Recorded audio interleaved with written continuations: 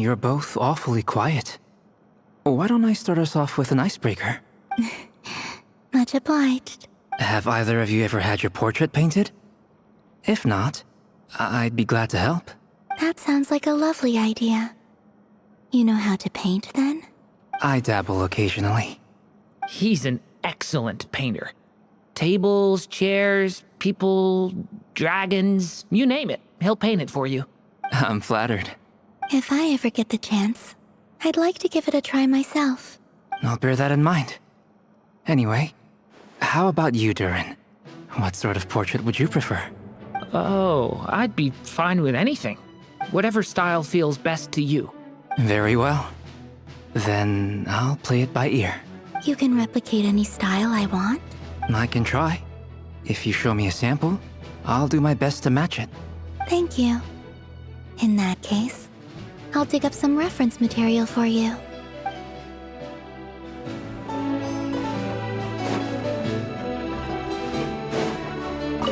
Truth be told, I can't remember the last time I was in a meeting with so many people. You're not alone there, my friend. The Lightkeepers also struggle to bring everyone together for a serious discussion. I don't doubt that. I've only ever met two Ratniki, one being you, and the other being that young guy, Itlua. Itlua is a good apple. I'll give him that. He's kind, honest, and regularly delivers supplies to my lighthouse. A true Ratnik to the core. In that sense, he puts me to shame. So you're what? A fake Ratnik? That's what it sounds like you're saying. But I get the feeling that's not quite what you meant. Come on, why the awkward silence? Sorry. I'm not even gonna bother trying to hide it. You've known all along, haven't you, my friend?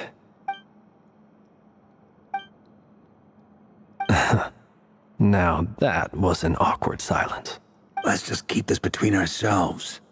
Probably best if Itlua doesn't know, huh? That goes without saying. Gotta be careful what you share with youngsters, after all. Anyone else in the know? Let me guess. The Traveler and Paimon? It's dangerous being too sharp for one's own good, you know. Then, in the name of the Animo Archon Barbados himself, I swear, your secret's safe with me. When we went for drinks, you said that you and Barbados were practically best buds. In the light of that claim, do you really expect me to take your oath seriously? Of course. Just as long as you don't go spreading around the fact that I'm close with Barbados, all right? Fair enough, then. Nothing like a bit of mutual leverage to seal the bonds of friendship.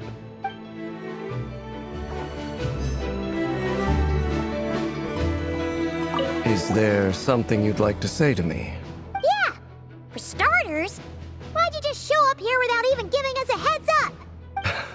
If you think back to our previous interactions, you may recall that that's hardly out of character for me. You do have a point there. Oh yeah! You'll need to find somewhere to stay the night too, right? Want to tag along with us? You never know. We might get a group discount. Sure, let's do that. Great! Paimon will handle it! And in return, we can get Dainslift to be our very own personal bodyguard.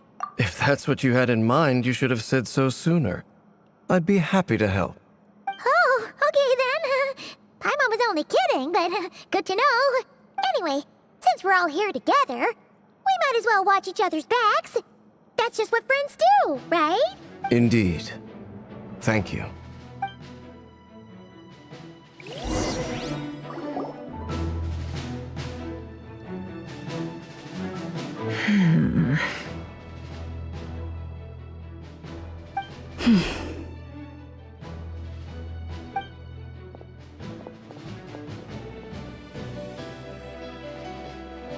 Ah, Miss Nefer. You made it after all. But what about Yehoda? I'm here to give you an update on how things are going on our end. Once this is over, I'll be heading straight back to continue my work. I left Yehoda back at the Curatorium to watch over things while I'm gone. So much for just this once. Shh! Not so loud! We're on a roll here. What if she remembers and suddenly decides to Did you say something, Mr. Varka? Huh? I didn't say anything. Right, Flints? Must have been a frog. They get so noisy around here at nighttime. It's like they're putting on a concert in the background. Anyway, before we begin, there's a few introductions to make. Let me start by saying that it's an honor to be speaking before so many distinguished colleagues and collaborators. First up, we have Miss Lauma. As Moon Chanter, she's the leader of the Frost Moon Scions, a local religious community in Nodcry. Then there's Miss Nefer, boss of the Curatorium of Secrets, an intel gatherer extraordinaire. Nefer is leading the investigation into Rerer's background, assisted by Yehoda and Lauma. From the little I've heard, they're making some great progress. Over here, we have Mr. Flints, a Ratnik and guardian of the abandoned lighthouse. In our last operation, he courageously distracted the wild hunt to buy time for the rest of us. For those of you who've never met, this is Mr. Albedo, a renowned alchemist and captain of the Knights of Favonius investigation team. By his side is a new face for us all, myself included, Mr. Durin, who's come to lend his aid. Next up, we have the Moon Maiden and former Fatui Harbinger, Miss Columbina. Then we have the Traveler, who's earned more titles than I could possibly hope to list out, so I'll spare you the rundown. And Paimon, the ultimate travel companion and quite possibly the best guide in all of Tevat. Wow! That's a lot of people! Great turnout! Miss Nefer, it looks like you might have another job coming your way, so, congratulations on the booming business, I guess. You think I haven't got enough on my hands as it is? Who's looking for me now? That would be me, Miss Nefer. I have a commission for you. And you are? Who I am doesn't matter right now. What does matter is that I'd like you to gather more intelligence about the Recher of Solnari. Well, it's not as if we never take on anonymous commissions. But in your case, I'll have to decline. I'm gonna take a wild guess and say your job's probably more hassle than it's worth. Something about you seems like bad news. It's my eyes, isn't it? Conrian, I assume. And what's with the mask? Are you trying to hide your identity? In any case, the fact that you're even still alive raises an awful lot of questions for me. My name is Dainsleif. And yes, I am from Conria. As I'm sure you're aware, the Recher of Solnari's real name is Rerir. He was once an acquaintance of mine. Really? Then you must have been quite an influential figure yourself. You flatter me, but none of that matters anymore. My point was simply to clarify why I have asked Miss Nefer to investigate Rerir's background. So you're both from Conria, and it sounds like you used to be friends? What am I missing here? Surely you already know how he became one of the Five Sinners. I'll tell you everything I know. The history of Conria, the names and identities of the Five Sinners. I remember it all like it was yesterday. I have never spoken openly of this before. But the truth was exactly as people say. The Five Sinners were each driven by their own desires, and it was by playing upon these that the Abyss tempted them to their fall, tearing Conria apart in the process. The visionary, Vedafanir, who wished to foretell the future. The wise, Haroptatir, who sought limitless knowledge. Gold, Rhindaughter, who desired to create life. The foul, Surtologi, who pursued supreme strength. And last, but not least, Recher of Solnari, Rerir, Ravager of the Moon. Of the five, Rerir is the only one who remains a mystery to me. He never harbored grand ambitions, so what changed in the space of a single night? How did he come to fall like the others?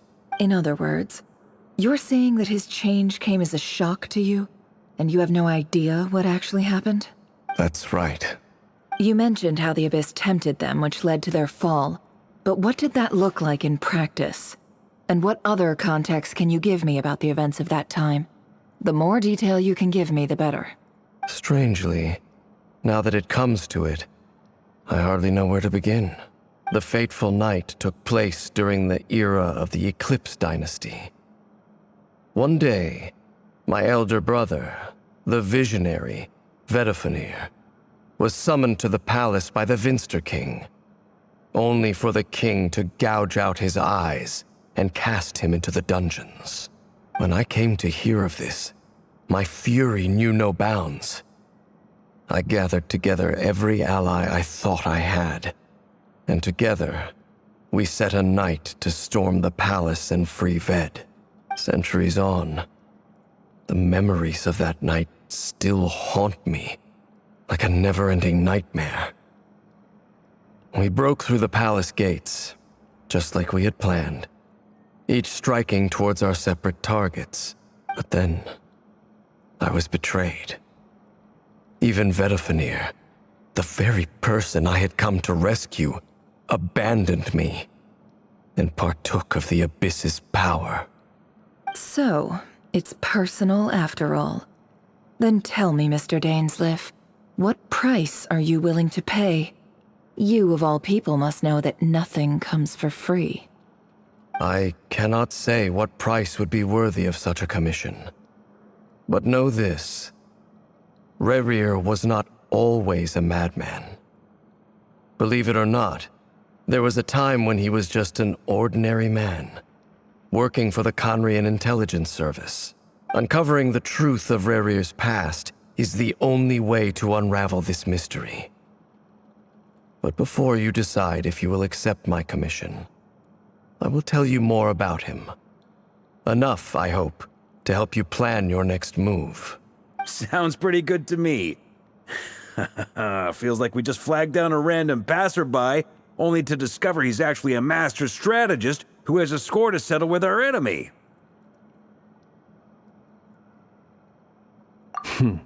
Can I borrow your halo? It could be useful in the lighthouse. Hey, enough with the wisecracks! Besides, isn't that lamp of yours bright enough already? Relax. It was meant to be a compliment. If that was a little over the top for your liking, I'll make sure to tone it down next time. I'll give your proposal some serious thought, Mr. Dainsleif. Let's speak in private once the meeting is over. Before that, there's a few things I'd like to share.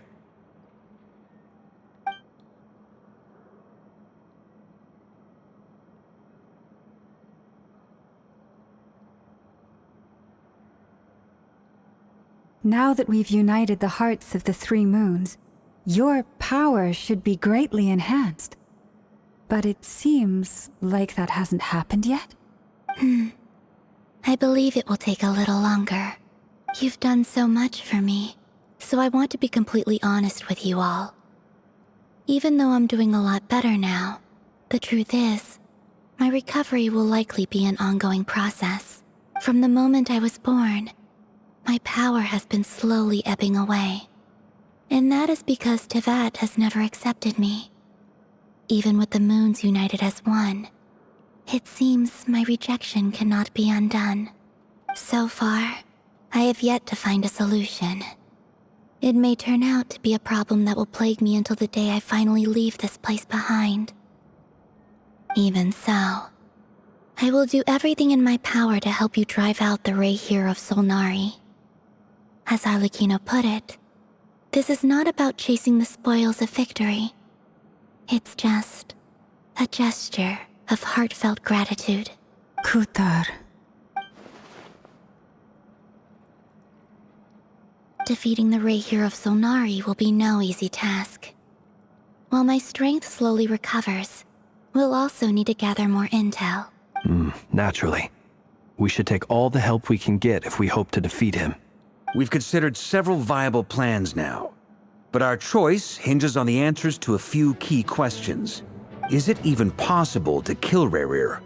What experiences shaped the person or monster he became? And what's he really after? Given Albedo's expertise in alchemy, I think we should leave him to try and answer the first of these questions. Understood. As for the other two, I'm afraid we'll have to count on you again, Miss Nefer. Believe me when I say it's not my wish to burden you. But right now, relying on your skills is our only option. So you're placing all your hopes on me, huh? We can't thank you enough for agreeing to help us. Honestly, I can hardly believe how lucky we are. You sure have a talent for changing your tune, Miss Moonchanter. Timid like Yehoda one moment, then flinches insincere flattery the next. Ladies, please. I must object to your portrayal of me. That's all. Feel free to keep bickering. Just pretend I'm not here. I almost don't want to leave this room. I'm curious to see how this plays out. I have faith in you, Miss Nefer. Something tells me you'll stand by us until the very end. Oh? And what makes you so sure of that? What if I suddenly decide that my compensation is insufficient? This isn't about the money.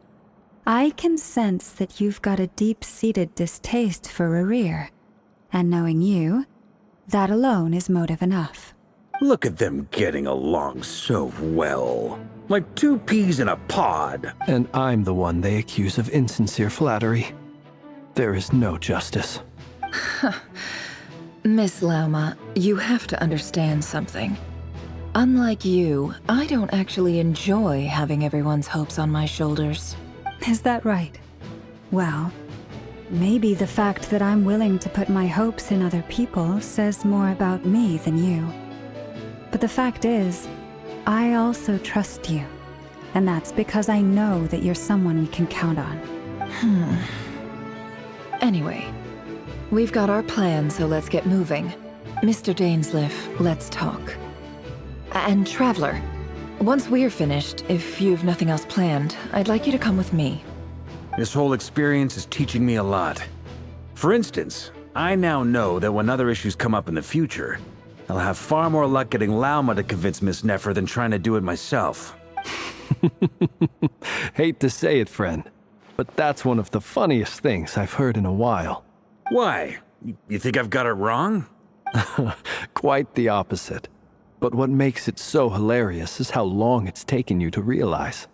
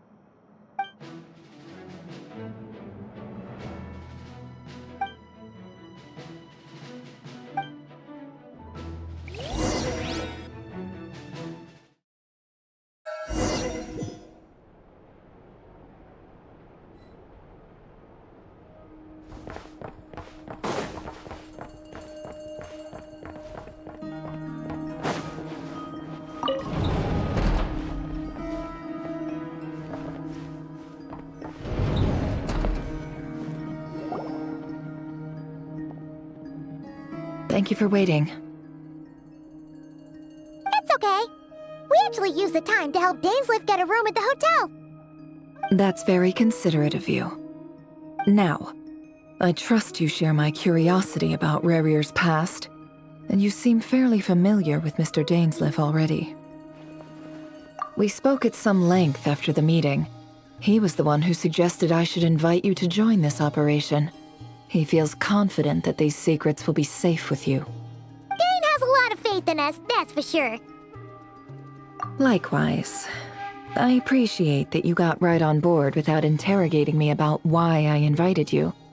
It shows that you trust me to explain everything in due course. That's because we know what you're capable of. We appreciate you too, Nefer. You might have been forced to help in the beginning, but this time, it was your choice. That's one way to put it. Another is this, that once a decision's been made, it's set in stone. After that, my only goal is to see it through. Alright, so here's how it is. I'm going to access Rerir's thoughts again using my confidential method. Now, I'm sure you've seen things like this before on your travels, so you're surely well aware of how dangerous it can be. The reason I've gathered you all here is to ensure my safety during the proceedings. I plan for us to enter the fragment of his consciousness together, and once inside, I will focus on searching for information.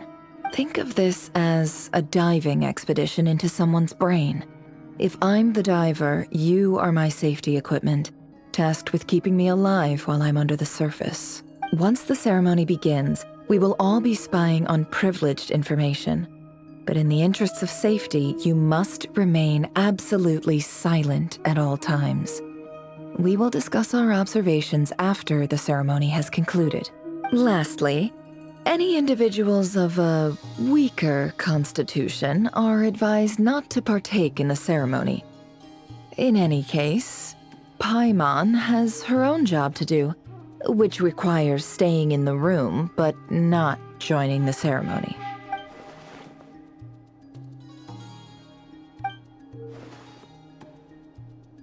Well, good luck, everyone! Sounds like all Paimon can do is cross her fingers and root for you guys. There's a little more to it than that. I was being serious when I said you have a job to do. While the rest of us are inside Rarir's mind, it's imperative that we have a team member on the outside. In the event that something goes wrong, you will be our first responder. I don't anticipate any issues, but the extra level of safety will be greatly appreciated. I second that. This is a dangerous operation here, and you're our whole rescue team. That's pretty much the most important job in the crew. So, Paimon's like the lifeguard? Yeah, that makes sense. All right, got it. Good. Please, take a seat. We'll get started momentarily.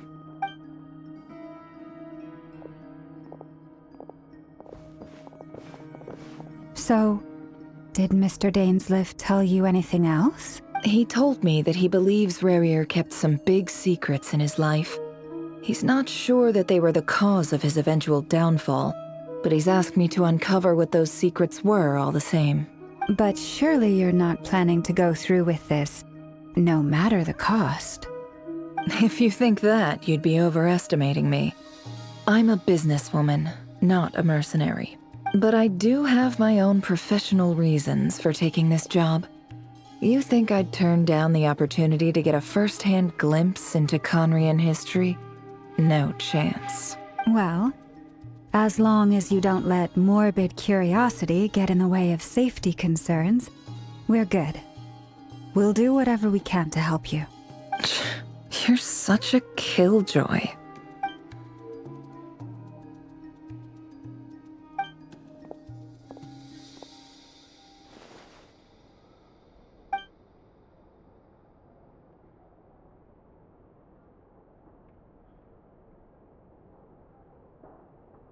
All right, I'm good to go.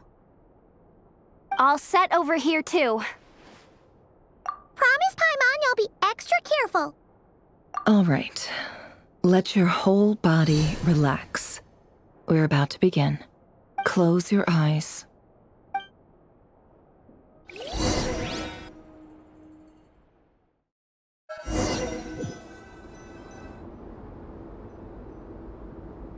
Phew. Could this be his office? Pretty standard setup. Bookshelves, paperwork, files. According to Dainsliff, Rarir used to be an intelligence operative. Chances are there's plenty of top-secret intel stashed away in this room. Is this where you keep your secrets, Rarir? Can't say I'm not looking forward to this.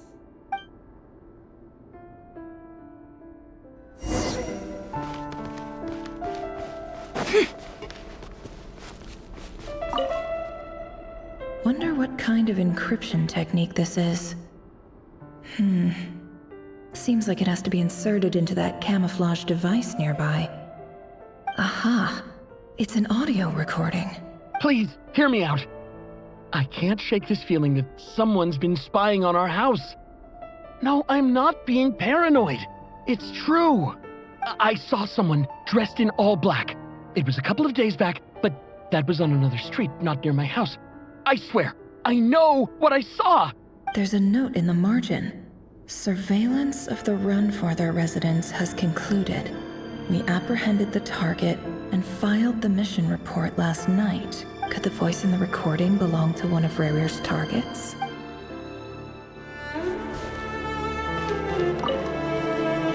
A file tucked inside a folder. The title reads, Dear Breakfast Shop Owner. It's a list of names, but at this stage I have no idea who any of them even are.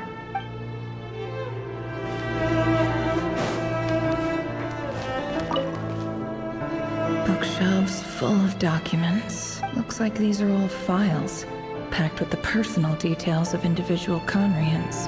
The Crimson Moon dynasty preceded the eclipse. Since Rarir worked as a secret agent during the latter, it stands to reason that he was tasked with purging remnants of the old dynasty. Yep, lines up exactly with what Dainsleif told me.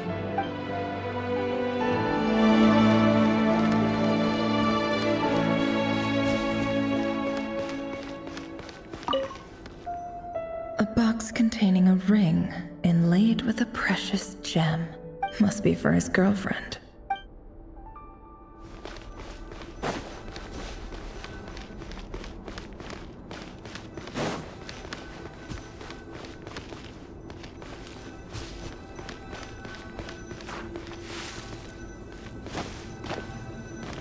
He looks even gloomier than last time. I wonder what's changed.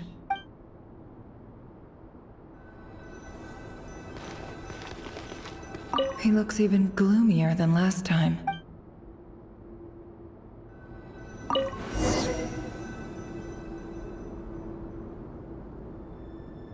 Today's files are in. Time to wade through them, just like usual. Male, 51. Occupation, cook. Confirmed Crimson Moon descendant. Has maintained frequent contact with other descendants over the past year. Poses a threat to the dynasty.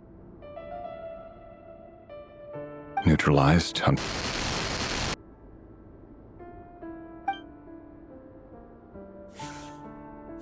This one should be archived under purged targets.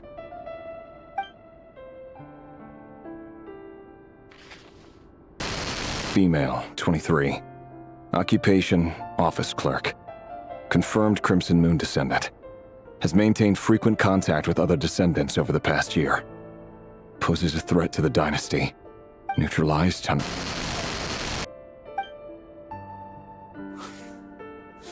Another one for purged targets. Sounds like she was that other man's daughter. Never mind. What's it got to do with me?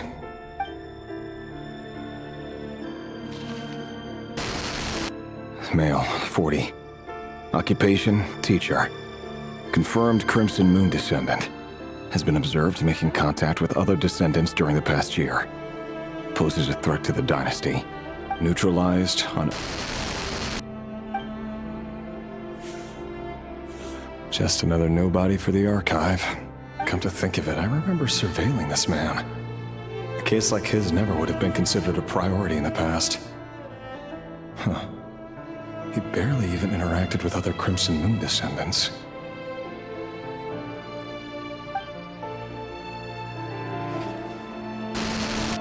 Female, 16. Occupation, none. Orphan and confirmed Crimson Moon descendant. Has been observed making contact with other descendants during the past year. Poses a threat to the dynasty. Neutralized on...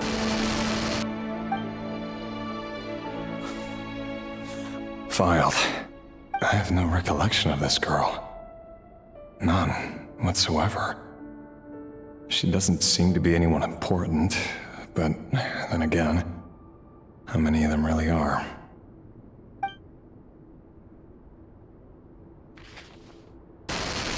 Female, 13.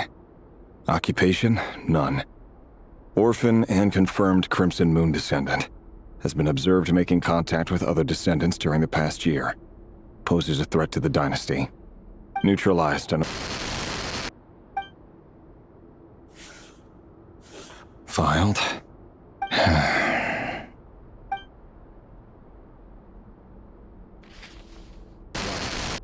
Male, 11. Occupation, none. Orphan and confirmed Crimson Moon descendant. Has not been observed making any contact with other descendants during the past year. Poses a threat to the dynasty. Neutralized and...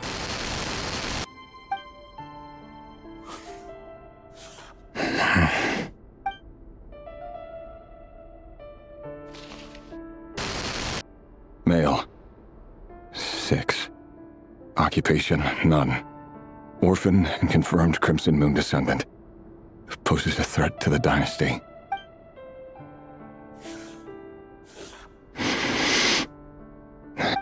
It's funny, isn't it? Your job is becoming both harder and easier at the same time, depending on how you look at it. Sooner or later, the Crimson Moon descendants will be completely wiped out. But as their numbers dwindle, they become harder and harder to track down. That's not how it is. Fortunately, however, most of the able-bodied adults have already been taken care of. The remaining weaklings will be increasingly easy to deal with. No! No. My job is to ensure the survival of the Eclipse Dynasty. And the only way to do that is by eliminating any and all potential threats. It's a perfectly legitimate line of work. Every single one of my colleagues can attest to my fairness. And if my friends were aware of the facts, I know they'd back me up too. Assuming, of course, that they were aware of all the facts. He looks even gloomier than last time.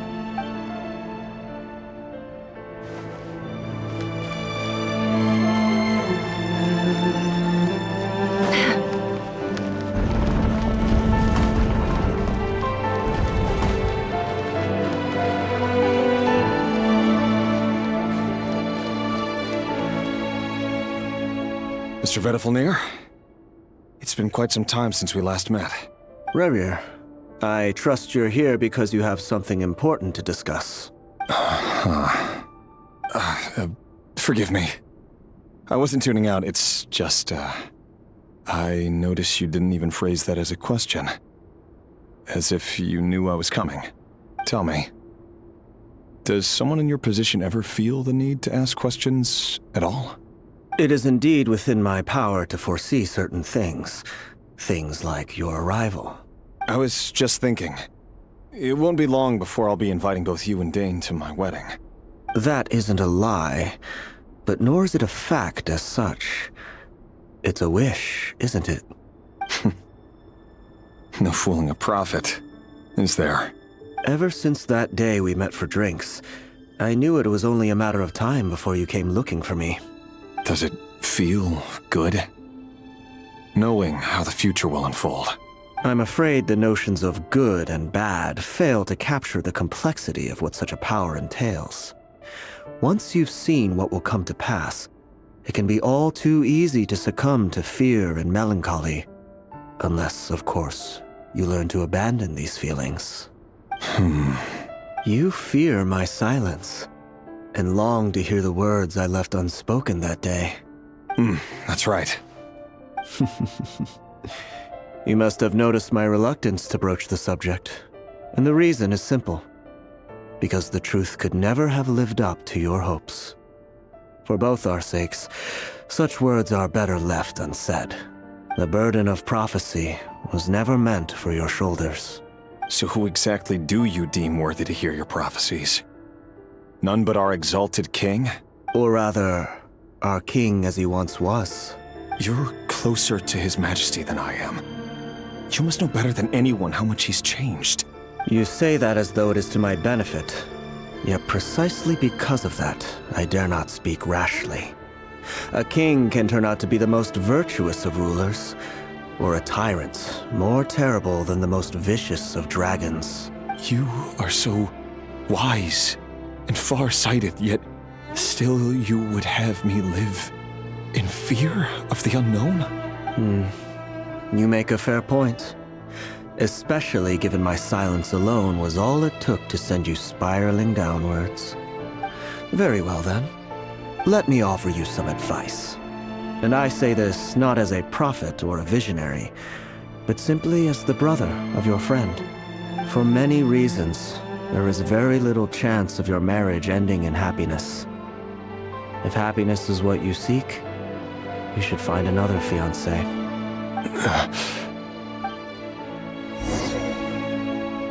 Hold on. There's that same black fog again. Could this memory belong to Thelindis? Guess I'd better tread carefully.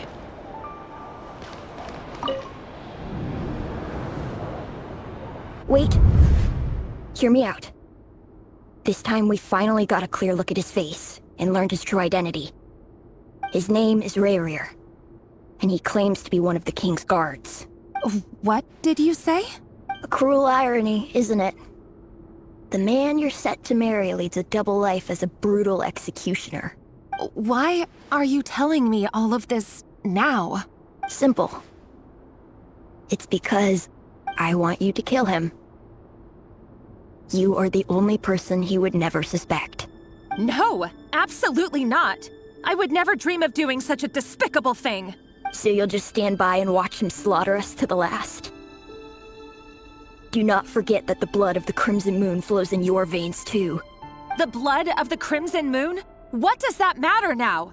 The dynasty has long been dead and gone.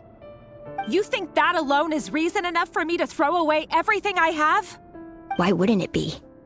You too were once a child of the Crimson Moon, just like me. Don't tell me you've never felt so much as a flicker of fury for the way we were trampled into the dust. As long as you promise to abandon this pipe dream of restoring your dynasty, I can try to persuade him. Or have him persuade the Vinster King. Persuade the Vinster King?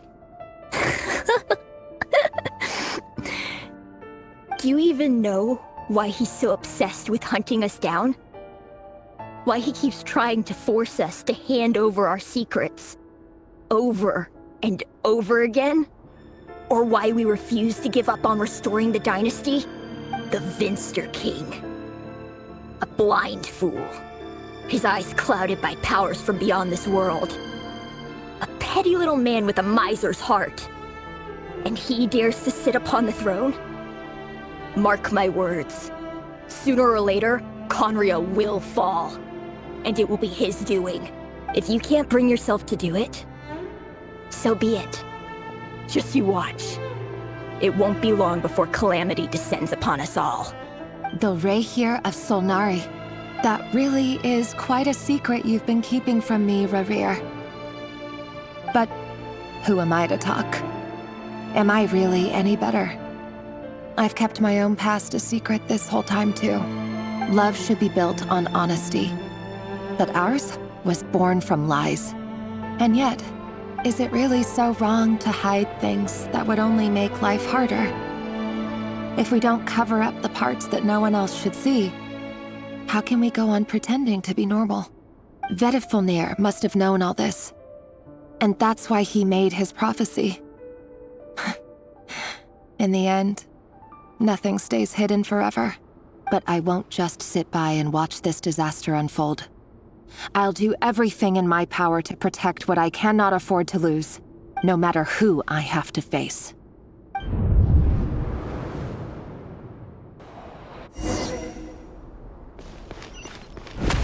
Huh? Was that Rayrir who just walked past the window? Doesn't it give you the chills that he still takes the same road to work every day? As if nothing ever happened. Those people at the deli. Enough already. They're clearly pretty taken by their own disguises, so just smile and play along. Pull the rug from under beasts like that, and you'll risk having your throat torn out. Deli? Oh. They're talking about those people from the opposition. Right. I'd almost forgotten they used to run a deli. People of no consequence always vanish so easily. And no one even remembers them.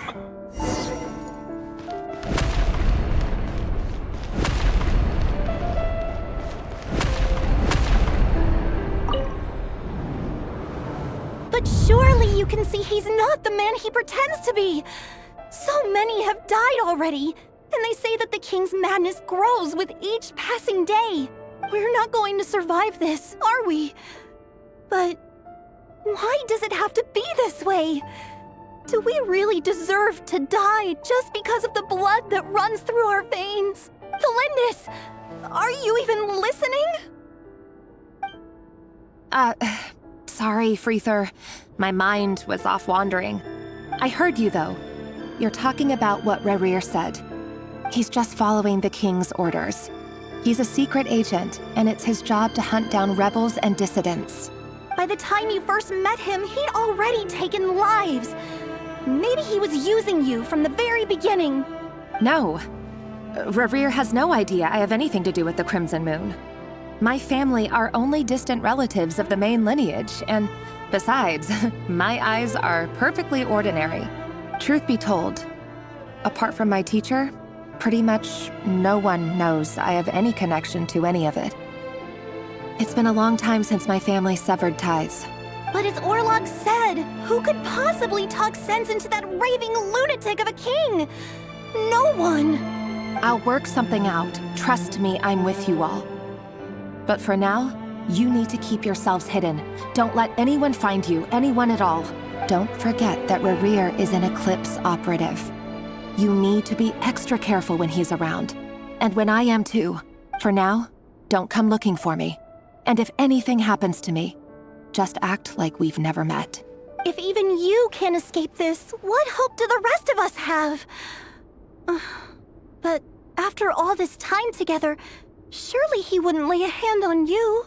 I won't speak in his defense, nor can I give you a clear answer to that question.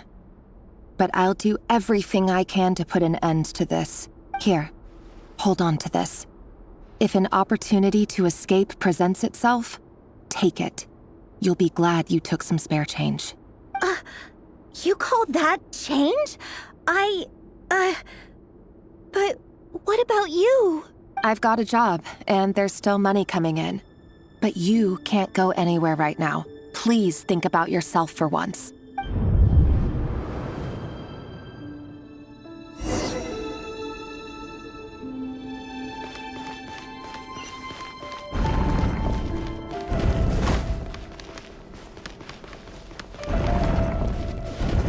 Another day, another round of assassination training. Training ground is just beyond this hidden passageway. When you kill a person, doesn't it bother you when you end up covered in their blood? Why would it?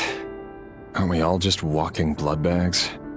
But not everyone is accustomed to hunting down others like prey. You've been a hunter for so long now, you seem to have forgotten that most people don't just go around killing one another. Leave me alone.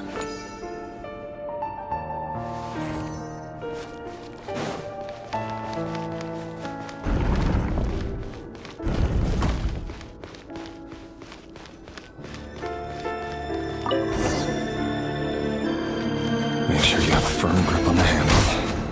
Then choose your angle well. Keep your movements light and brisk. Pray once it's a thing. I doubt that. But no one has a quiet death at your hands. I work clean. No traces.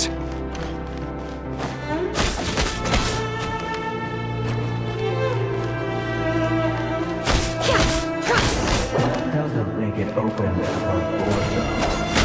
The thing that happens to meet you right now. That won't happen. Ever since you fell in love with that power, you had to take out a handful of The ones I deal with have always been guilty, and I've carried out my work flawlessly.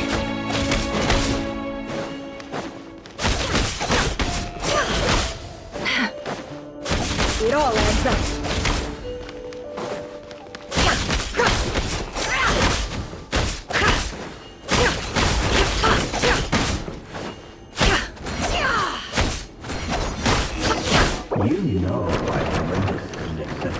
proposal, don't you? Is it purchasing the kitchen?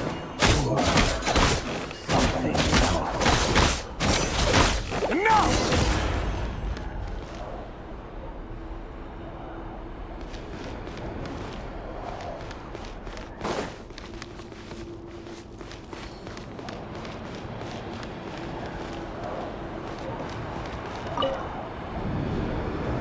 Delindis, do you still remember Orlog? Orlog? The boy who was pretending to sell flowers. You spoke for quite a while, didn't you? Yes, we did. What about him? He was arrested 2 days ago. Chances are he's already dead. He... I just don't get it! After everything he's done, why do you still stand by him? Or does it mean nothing to you that people keep dying? No, that's not...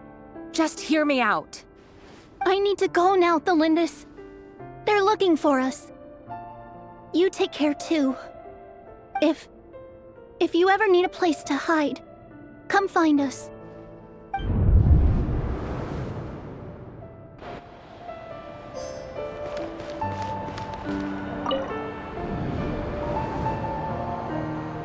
Author Thelindis. Over the course of this week, the research object was subjected to interference for a total of 47 hours for experimental purposes. The results are as follows. All subjects of observation that were sent inside have now...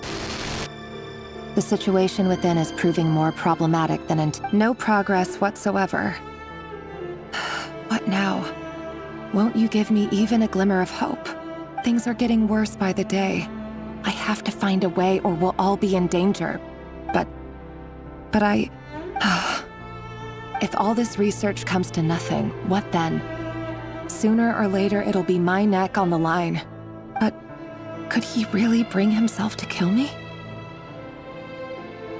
No. Surely he wouldn't have the heart.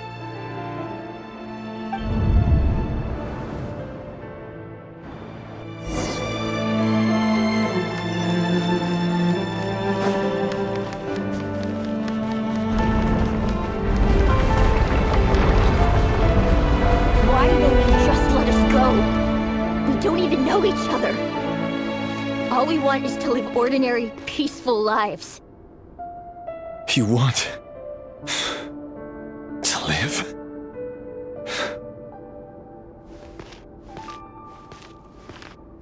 Yes. I just want to go on living. Is that really such an unforgivable crime?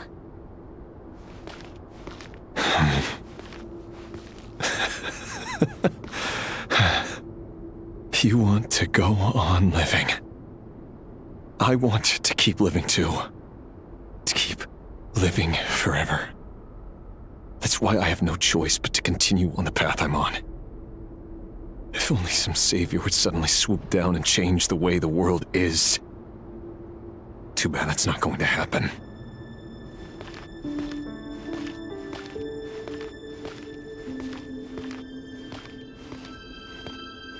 Imagine that. If there really were such a person, you and I wouldn't be standing here like this, would we?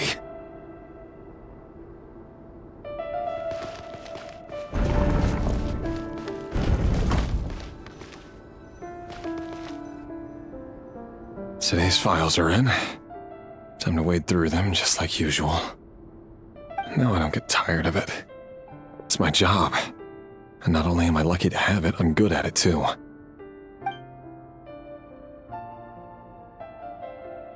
Huh. Wait. That's... Thelindis? No. No! No! Why? But you bear no mark of the Crimson Moon. How could you possibly have anything to do with them? It cannot be! A diluted bloodline. Carefully concealed. I see it now. You've been living in the shadows just like me. fool I've been. Numbing myself with talk of justice. Even imagining my friends would back me up. But in the end, Irminsul. Finster King! How far are you going to take this? From the direct bloodline to secondary offshoots? And then what? Today it's the descendants of the Crimson Moon. Who will it be tomorrow? Will you not rest until everyone down here is dead? No. This cannot go on. This is where it ends.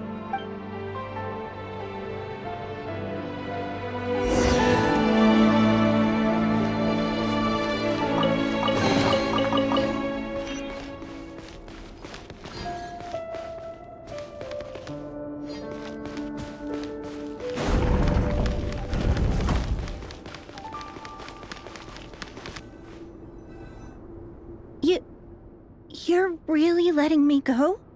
I am. As long as you can guarantee that no one will find you. Don't worry, I'll be extra careful. No one will know I was here. But... what about you? Me? If you let me go, you won't be able to complete your mission, will you? Good point. In that case, maybe you should stay. No, please! I just want to see the outside world again. To... Go on living? Yes. I know you're a man of your word. So please, just let me go. If I let you leave, what will become of me? Just kidding. Go, now. But remember, don't let anyone know you were caught. We'll be seeing each other again very soon if you do. Even shadows in the dark must live by a code. But you can't save everyone. You've been whispering in my ear for days now, Vedifalnir. What are you trying to do? Break me down? I only say this because you long for an answer to your problems. Let her go, Rerir, or you risk losing everything. I will not abandon Thelindis. Then you'll need a little more vigilance and a lot more power. The world is changing, Rerir. Keep your eyes peeled for your moment of opportunity. That voice used to be so unclear, but now I know exactly whose it is. It's Vedifalnir. He won't tell me how to actually resolve any of this, but he keeps trying to manipulate me like a puppet. What's his game here? Tell me then. What will this moment of opportunity look like? And no answer. He's like a ghost. Always disturbing me when I'm on edge, but never answering when I need him most. So, the Eclipse Dynasty was purging, well, massacring the descendants of the Crimson Moon. And it seems like it was all connected to the Vinster King's research. The King's obsession with abyssal power left the future of Conria hanging in the balance. No wonder every aspect of Rerir's life was so unstable.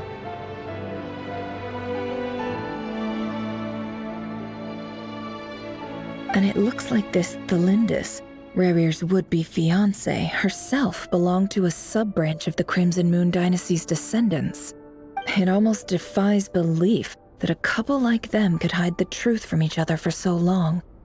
If the Vinster King hadn't intervened in such a drastic way, they might have gone on deceiving each other for the rest of their lives.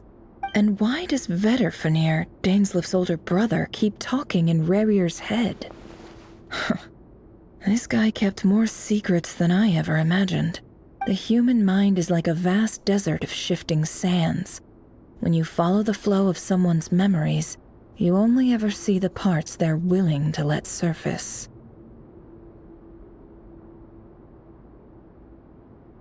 Time for something a bit more creative. We've been inside Rerir's mind this whole time, building up a picture of his psyche. There's already enough clues on the board to start reading between the lines and mapping out the rest. Now, we can finally begin to put the pieces together. Sure, it'll only be a reconstruction, part simulation, part reasoning, but it's usually pretty accurate. Once we've built up a cognitive profile, we just need to cross-check the logic behind his actions. And then we'll be able to take a sneak peek at whatever it is that Rerir has really been hiding.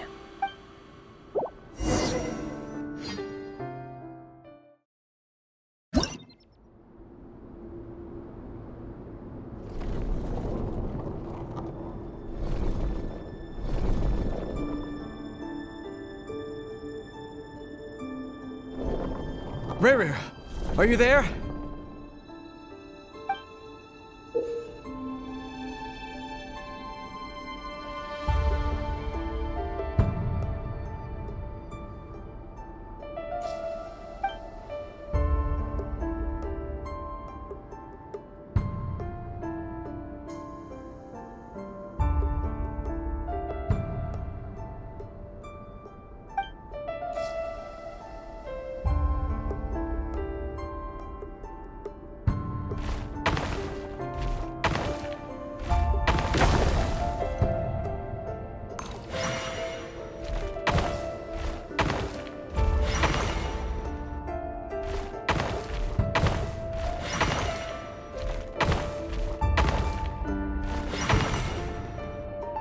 Hey, Rerir! Come out, it's urgent! Dane? What's wrong? Quick, come with me. I'll explain everything once we've met up with the others. Okay. I'll come. But the Lindis is still over at the Universitas. I'll need to leave her a note. All right then, but make it quick. I've never seen Dane so worked up before. Whatever this is, it must be big trouble.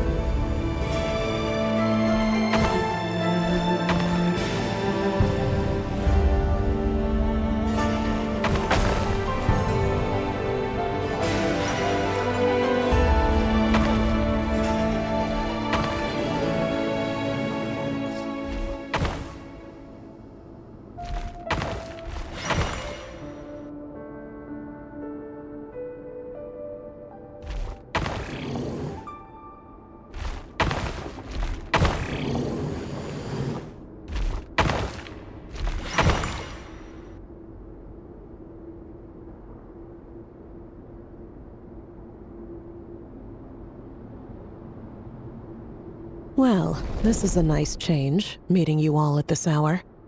When men and women of ambition can speak face to face in broad daylight, I say that's a big step forward for our dear Conria. Don't be ridiculous. We do not fear the day. Why would we seek refuge in the night? You might ask your blade that same question. I'm told it prefers the cover of darkness. The word on the street is that Sir Elegy only strikes when he has an unfair advantage. But that is patently false. I see you're missing an arm and a leg. Surely only a fair fight could explain that. If this is your way of offering me replacement limbs, believe me, I'll take them.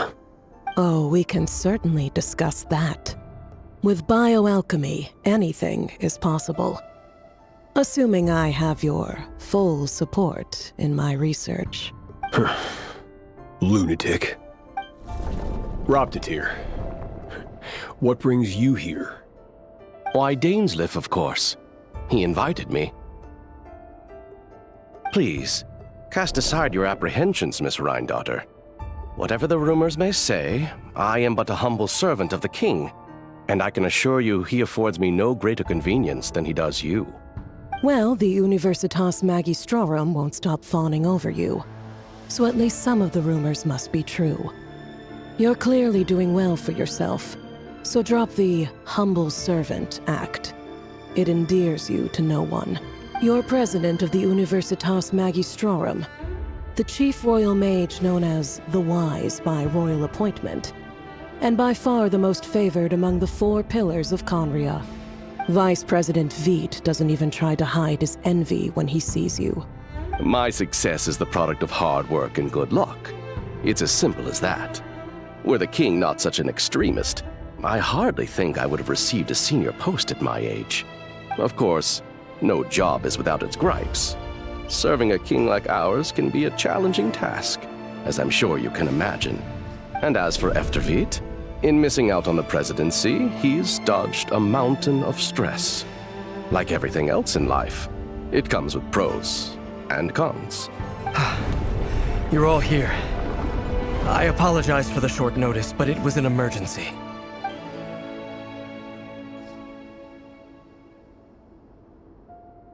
You must be Rerir. Mr. Sertologi. Yes, I handled your case file during your sentencing. Nothing personal, of course. I'm pleasantly surprised that you remember me.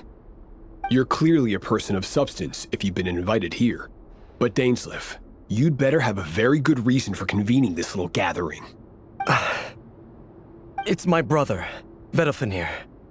After he spoke at the court this morning, the king was so infuriated by his words that he had him blinded in both eyes and thrown in prison.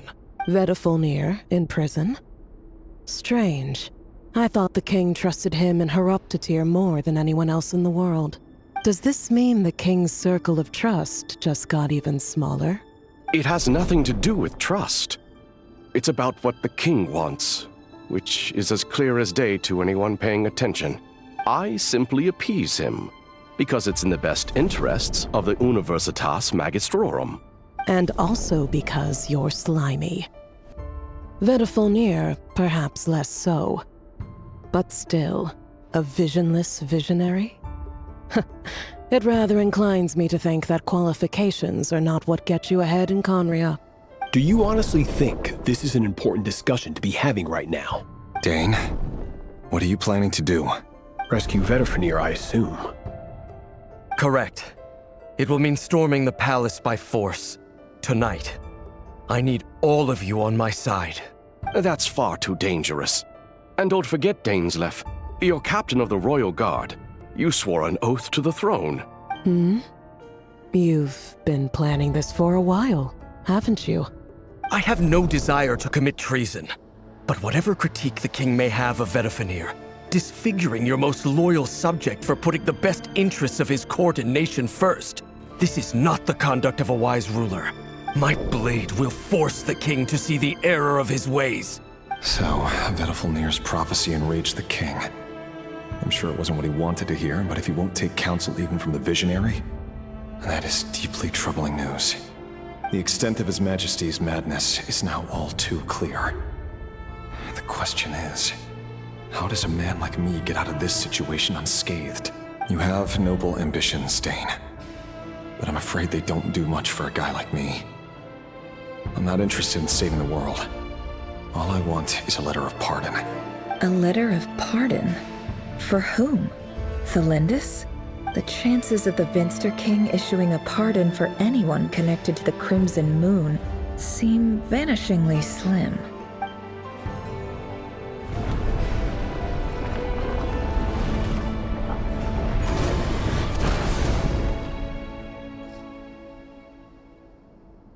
This black fog over the board must have some connection to Thelindis.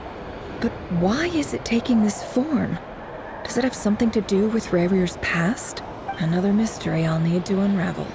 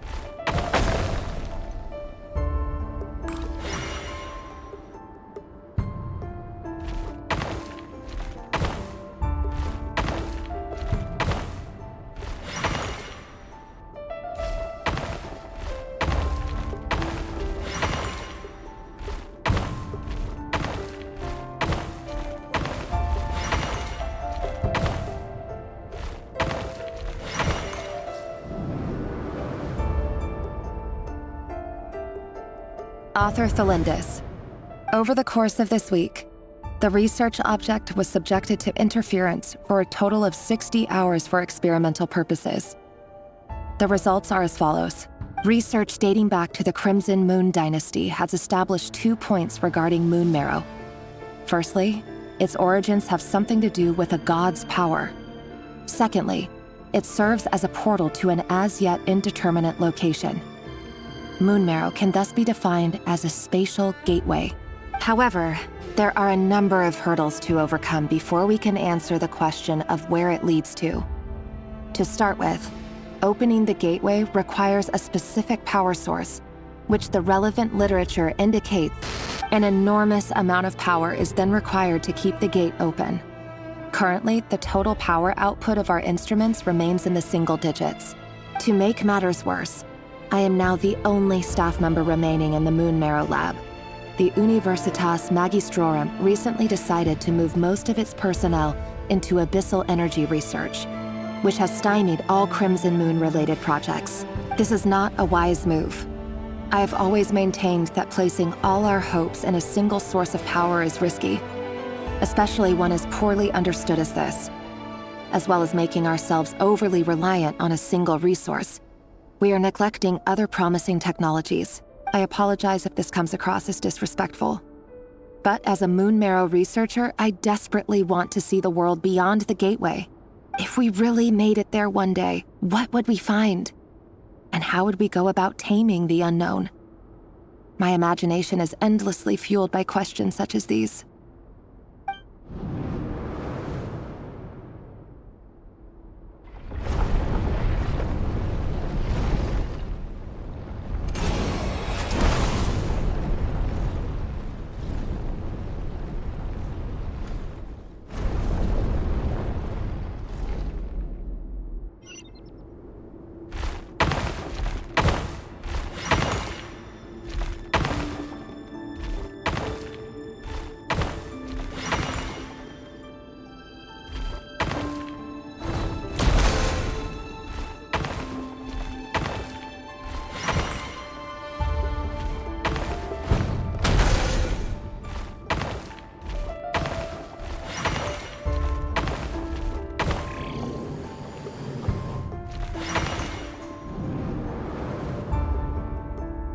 This is for you. I heard you're gonna leave the city with your parents. Thelindis, did you hear about what happened? I've heard nothing. Rerir got back very late last Friday, and he was acting a little unusual, but he slept pretty well, so I'm guessing whatever he did was a good deed. You never saw him, and I don't know what he did. And this conversation never happened. You understand? What if he finds out that you pried into his secrets? Don't be silly. I don't know what secrets he does or doesn't have. All I know is he's just a normal guy who happens to run some errands for the king. Are you scared of him? I don't know. The Rerir I know doesn't match the person you all describe. Logically, I should be scared of him. And yet, I don't want to lose him. But enough about that. You should get going, and be careful with the package I gave you. Keep it secret. Keep it safe. What's in it? A piece of the moon.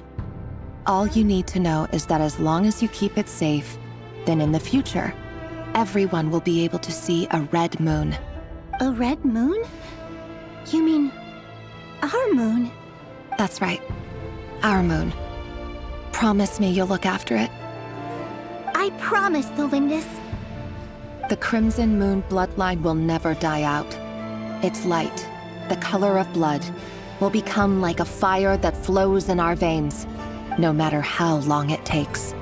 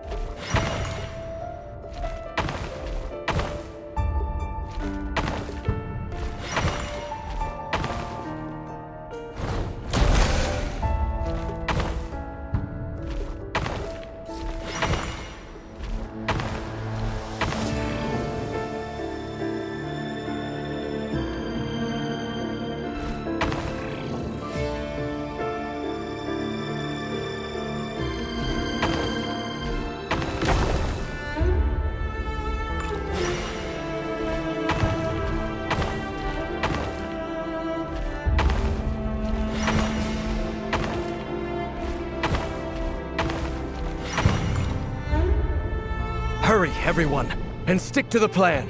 Sir Dainsleif, what are you? Is this treason? You know what happens to those who betray the throne.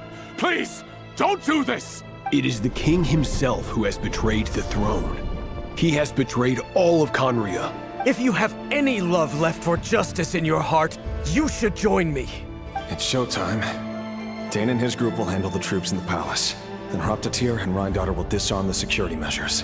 My job is to enter the prison and rescue Vediflnir. Stay safe.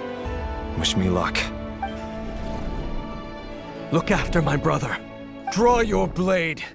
It is time for justice to prevail.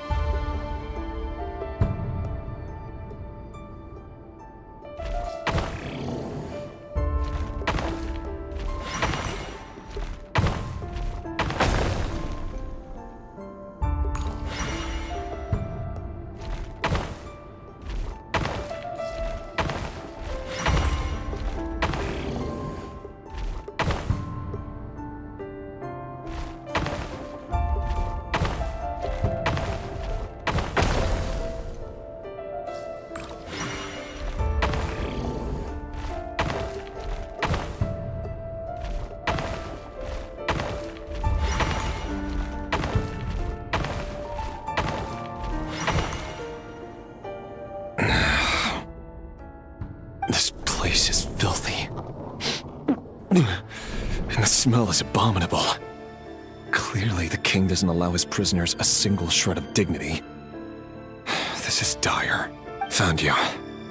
Hello, Mr. Vediflnir. Ah, it's you. Surprised? Oh, wait. I guess surprise isn't an emotion that prophets feel very often. I certainly felt some surprise in the moment when I was blinded. Surprise at the king's sheer ignorance. Surprise at just how unfairly this world responds to words of earnest remonstration. I'm curious. What did you prophesize this time? It wasn't a prophecy. It was a word of warning. Someone had to say it. The king has forsaken all reason in pursuit of his obsessions. I simply told him that if he continues on this path, Conria will surely fall. But he didn't listen. Worse still, he stabbed you in both eyes and locked you away. Dane asked for my help. The court is in complete chaos now, but I'm sure you predicted that. Everything is transpiring as I foresaw, yet I am powerless to change it. Fate is an immutable force. I can but lament as the inevitable unfolds. I do wonder whether giving a man the power to see the future does nothing more for him than slowly crush his spirit. Forgive my curtness, Vediflnir, but the king did not suddenly turn on you today. His suspicions have been brewing for a long time. You can't have wisdom beyond the reach of your fellow man without attracting his fear and suspicion.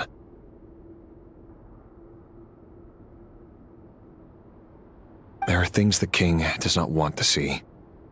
So, he doesn't want you having visions of them either. He blinded you because he thought this would make the visions stop.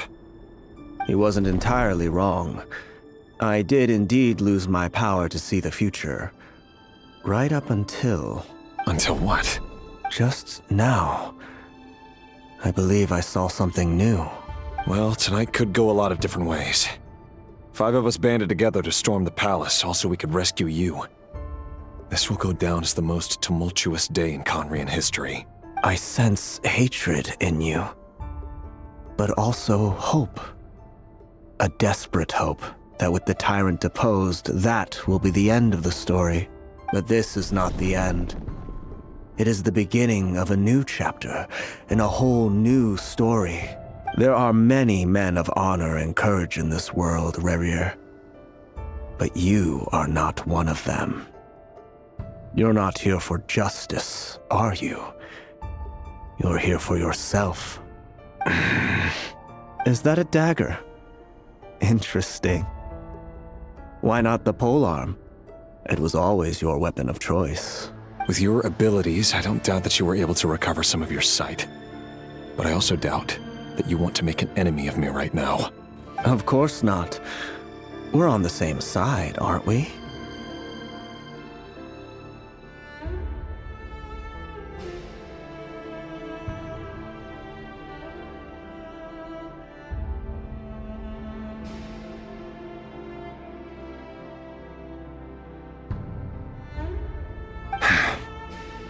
We could be. But I need you to be honest with me, Vedafalnir. At this point, you're my only hope for the future. You mean your future? With your beloved, Thelindis? Yes. And I know there are bigger things at stake here. A dynasty, a nation, maybe the entire world. But forgive me, I care first and foremost about myself. I can't abandon the one I love to save myself. I just can't do it. But you see a broader picture of the future than I. You see the solutions to the biggest problems of our age. So tell me, what is my solution? What's the answer? In matters of fate, answers are either right or wrong. What will be and what will not. Maybe you are willing to pay a certain price in the pursuit of happiness, but unfortunately, fate does not negotiate. That is the cruelest thing about fate. It is unmoved by your sacrifices. That can't be true. I know it's your voice that I keep hearing in my head, urging me to see how the world is changing, to seek more power, so I can protect the things I love. You show me disaster, but you won't show me how to avoid it? Why? Why are you doing all this? My voice.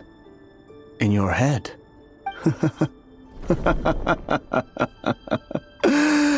So, you hear it too. The voice that steals your mind, gains your trust, and drives you crazy. It turns out that we are not so different, you and I. Vedafalnir just broke into the strangest smile I've ever seen in my life, as if he'd discovered some monumental secret. But then he suddenly switched to looking extremely weary. Very well then. My advice to you is as follows. You must persevere. Whatever trials and tribulations you may face, be steadfast in the belief that they are your path to the future. For as long as you live, your story with Thelindis shall not come to an end. That is the only chance you have of fighting back against fate. It is up to you whether you believe my words. Regardless, that is all I will say on the matter. I have no right to intervene any further. I will hold you to your word.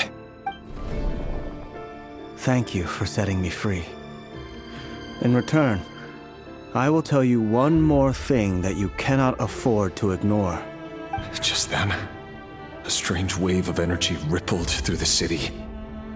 We had no idea what it could mean. If I were you, I would head to the Universitas Magistrorum. The Universitas?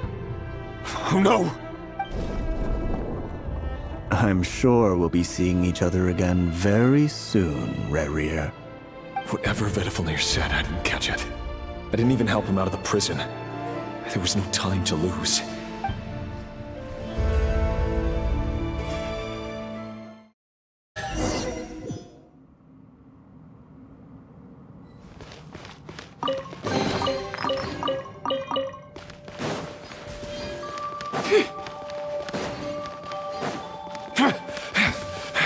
Monsters? Is this Rhine Daughter's doing? Why the Universitas Magistrorum! Out of my way!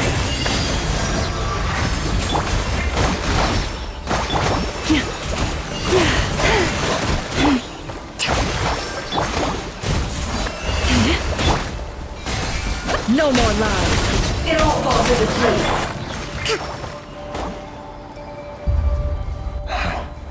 The Universitas.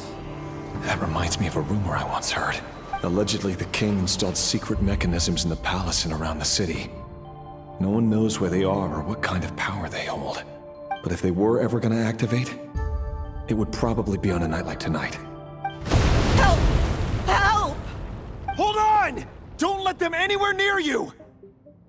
Save me! I can't! Ah! That sounded like an explosion. So, the rumor is true? The king really went through with it? What other means does the king have at his disposal? They must run on power from the Abyss, and given it's a major center of Abyss research, anyone over at the Universitas will be in grave danger. I have to hurry!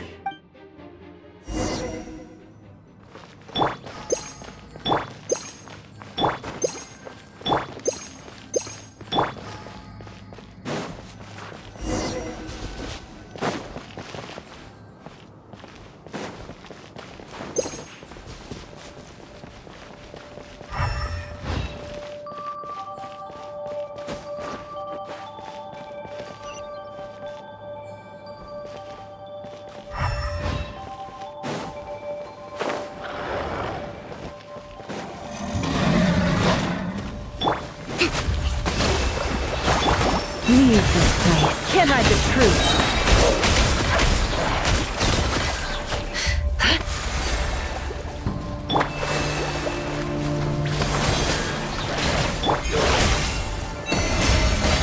No more lies. Covenant of the Deep! Allow me! Let's move out.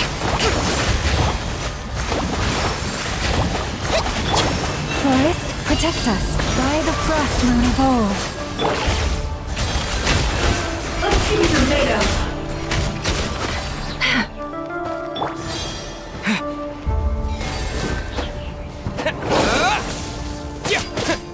Hold the line!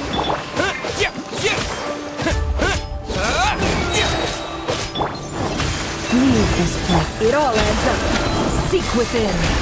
It all falls into place.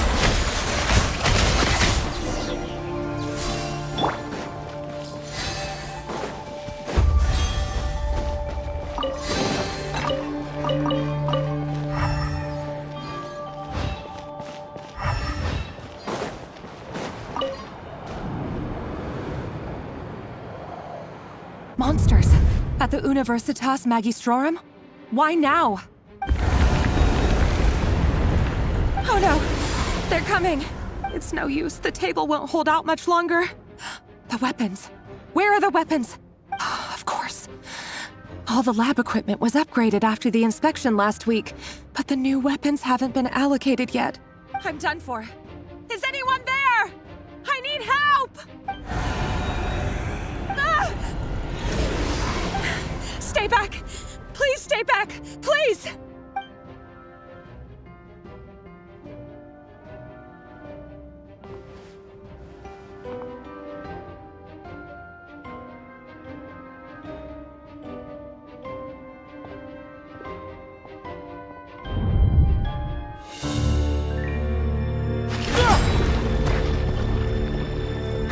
What's that?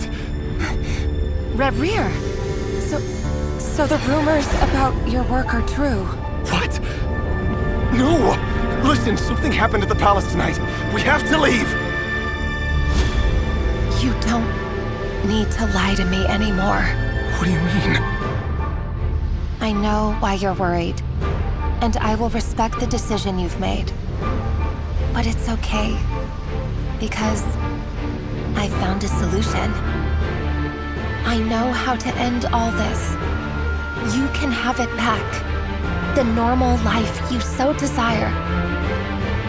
But until then, I'm afraid our wedding will have to wait. Celindus? No! Don't do it! Celindus! Celindus!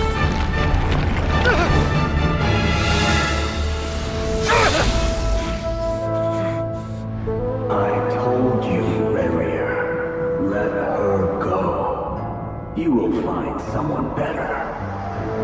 No! No, I won't do it! I have to save her! By what means exactly? A lowly pawn.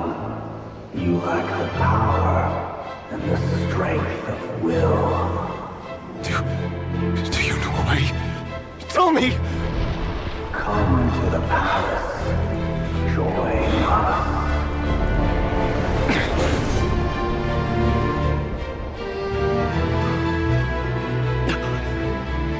Rarier, thank goodness we... Step forth and take your share. You made it. Not you too.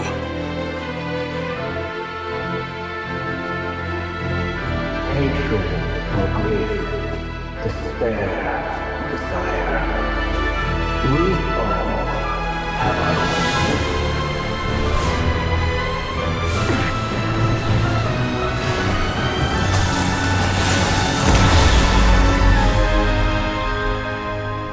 Rarier.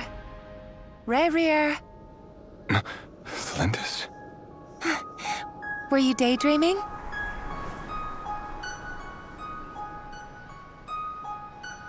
You still remember, Rarier? That question you asked me a couple of weeks ago? Oh. You mean the proposal? Yeah. I'm wondering, where do you think would be a good place to discuss it? Maybe in the garden? Or were you thinking a fancy restaurant? It's your choice.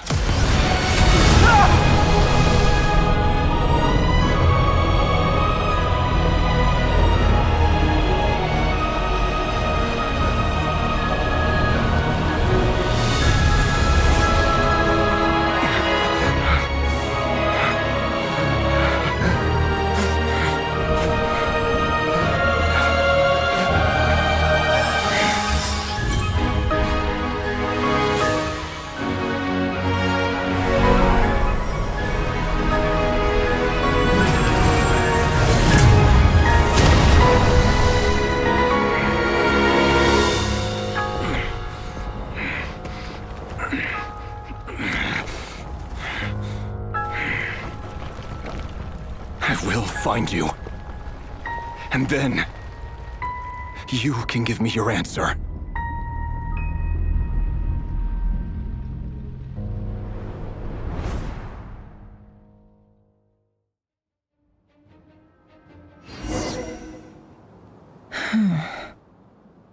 So that's how the Raker of Solnari was born.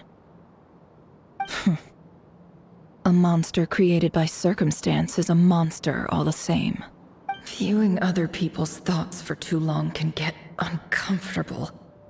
Right now, I'm feeling a strong sense of loathing. In a nutshell, the story of Conria is what happens when the truth falls by the wayside. Everyone tells little white lies, and before long, you have a huge pack of lies that destroys everything. Time to get back.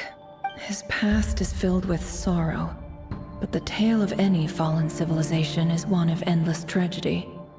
Cruel as it may be, that was Conria's fate.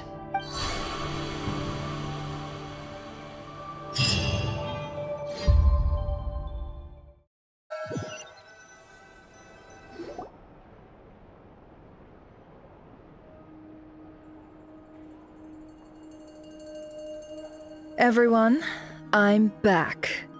Can I get a standing ovation? Never! How are you holding up? Feeling okay? She's fine. Boss is a pro. Yes, I'm fine. You will have seen the events of Rarier's life through my thoughts. It's now clear that he is just a regular nobody, driven by personal tragedy, as he said himself. I mostly agree.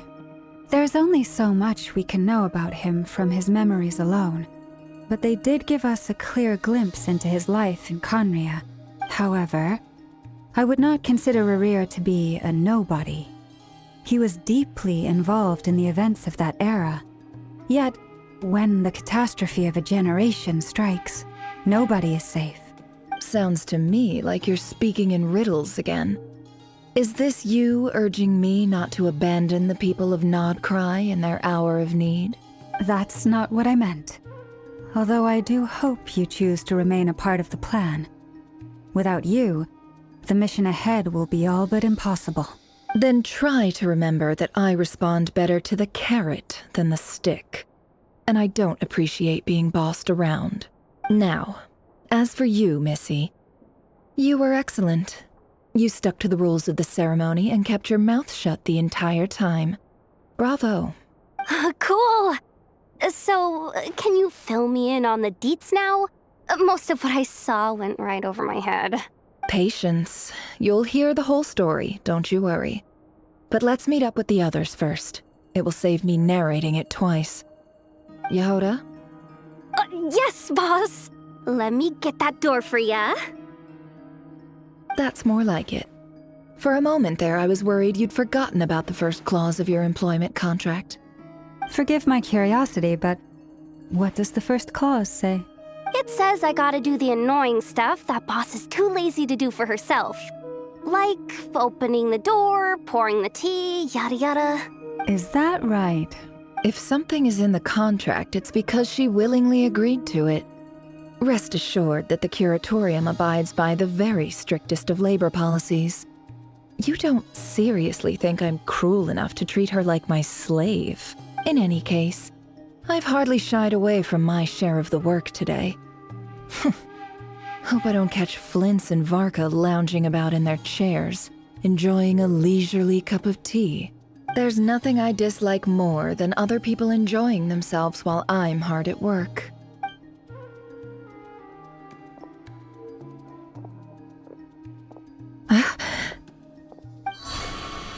Oh no.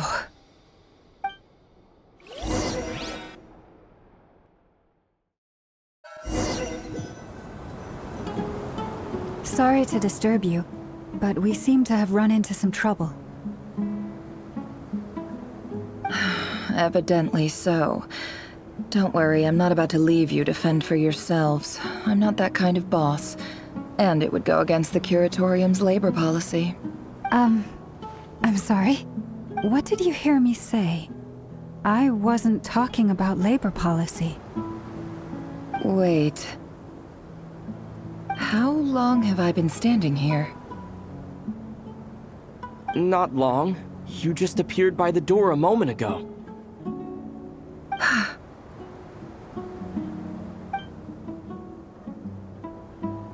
Boss, what's wrong? You look like you've seen a ghost. We've been tricked. We never left at all. Somehow I hallucinated that whole scene back inside the office. Hallucinated? But how? How indeed. This place should heed my will alone. All thoughts and actions that occur in here are just a result of pawns moving across the chessboard in a carefully calculated manner. And nobody has access to this chess set but me. So you control everything in here? More or less. But yes, it's a special technique of mine. Has anything like this ever happened before? Only once. It was the first time I used the chess set. Is there any similarity between what happened then and what's happening now? I suppose my thoughts are a little turbulent, which was also the case my first time. Is there anything I can do to help? The first clause of your contract clearly states that I only need your help with things that I'm too lazy to do myself. Meaning you're not feeling lazy right now? Meaning this is not something Yehoda can help with. The chess set is a personal treasure that I alone understand. I must be the one to find our way out of here.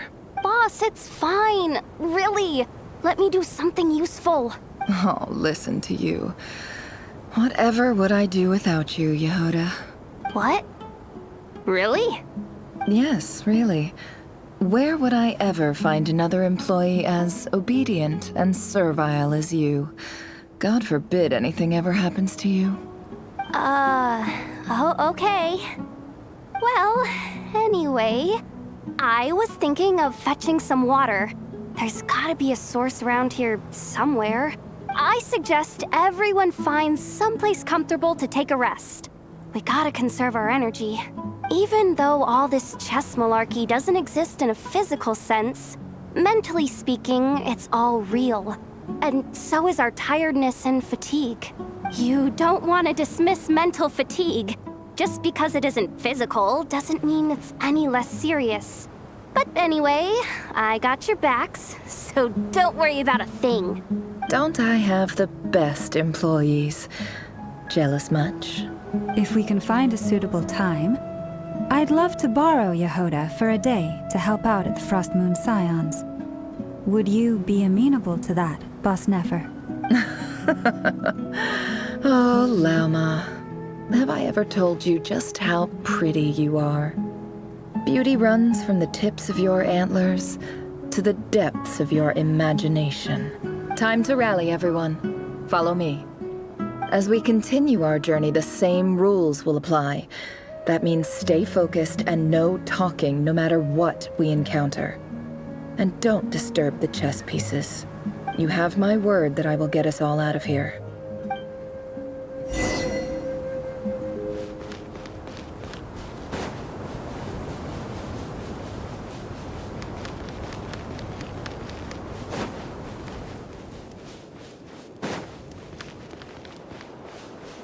This place looks familiar.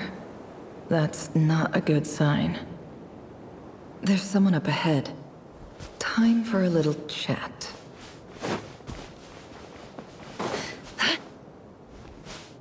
I wasn't expecting visitors at this hour. Wait, is that? Oh, it's him. There you are! Sinue's been looking for you all day. I think he has some news for you. Oh yeah? What were you doing just now, Uncle Retinue? Hiding away some more loose change? I know I saw some Mora. What do you mean loose change? Oh, come on, I'm too old for this. Just pretend you saw nothing.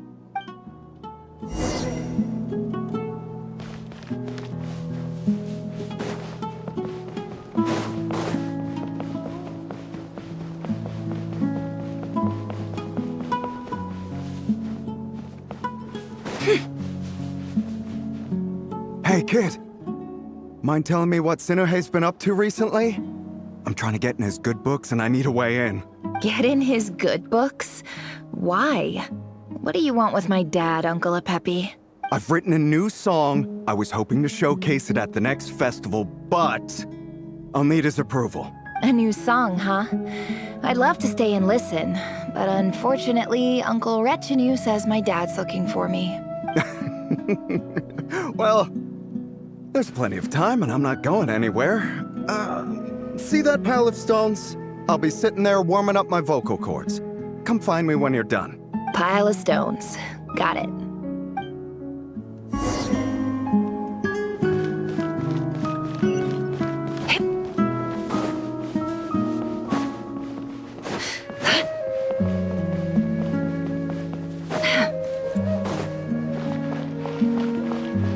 Hi, Dad. Uncle Retinue said you were looking for me. Ah, there's my little princess. If you'd gotten back just a little sooner, you could have shared the spoils of war with me. Spoils of war? Who were you fighting against, Dad? It was just a figure of speech. The aftermath of a sandstorm is no time to be waging war. I was talking about our war against thirst. I went out to fix our water supply problem, and now I'm back. Which means... We have a well again! That's right. I found a new one and brought back as much water as I could carry. It should last us for a good while. If it wasn't for these blasted sandstorms, our wells wouldn't be caving in. You wouldn't be spending all your time out searching for new water sources. As the chief of our tribe, I'm supposed to be leading us out of hardship and poverty, onto better things. You know how prosperous our ancestors were. I've told you all the stories. And look at us now. Squeezed into these hovels. No one would choose this, if it wasn't for the endless wars over the years. But things are looking up. I started working with some folks from the academia a few months back. They gave me some contacts in return for my assistance in the desert. So you're the academia's helper now? Special ambassador, they call it. Think of it as a partnership. It's nothing bad, okay? We've been isolated here in the desert for too long. Seeking opportunities elsewhere is the best thing for us, and the fastest way to progress. So, do you get anything good out of being a special ambassador? Of course. My luck's improving all the time. One day, I swear I'm gonna lead us out of this place. We'll find somewhere new. Somewhere better.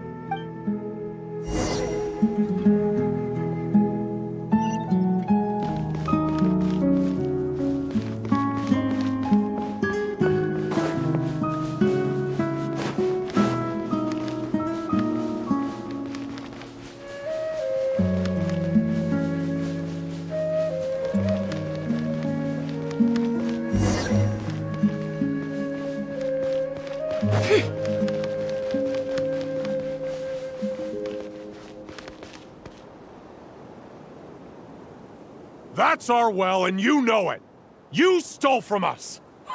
Well, you've gone from chief to thief, and now you have to face the consequences. Did you really think you could take our water without permission and get away with it? You're either brave, stupid, or both. And that Special Ambassador act? Yeah, nice try! We spoke to the academia. They said it was all news to them. You're a liar and a cheat!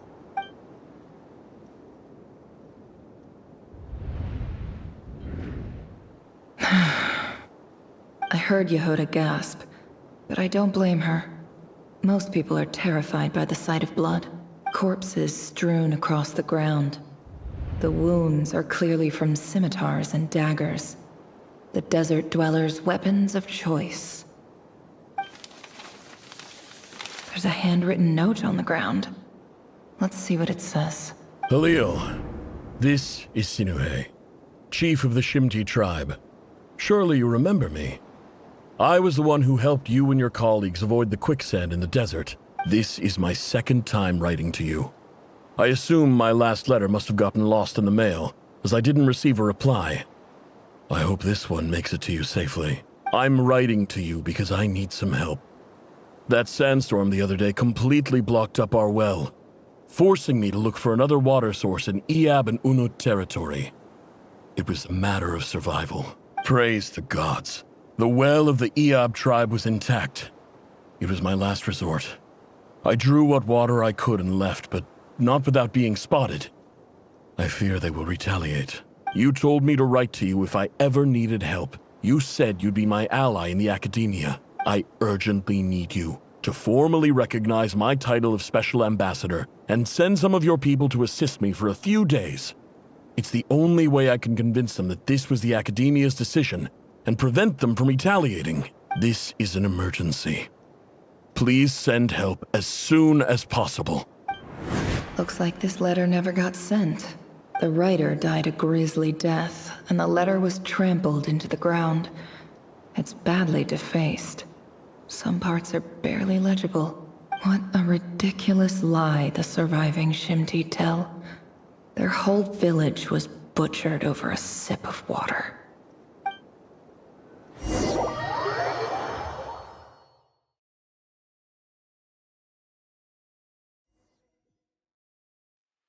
Ah, officer.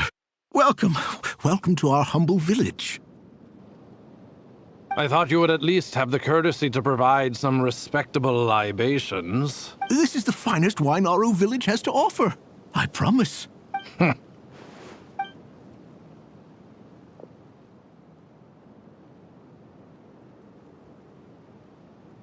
The Academia has agreed to reserve a single space for a candidate from your village. But I remain skeptical of this entire endeavor. I highly doubt anyone in this desert possesses serious academic potential. Please, have faith. If not in us, then in our God. The child we found shows great promise.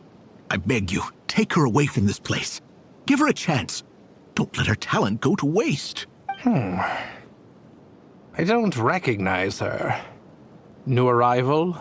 She showed up here a few days ago and we took her in. She's a really bright kid. Please help. I'm begging you. So, where are you from? Nowhere special. Just a sand dune. What about the rest of your family? How many of you are there? Just the one. It's only you? Correct. So, no brothers, no sisters, no mother or father?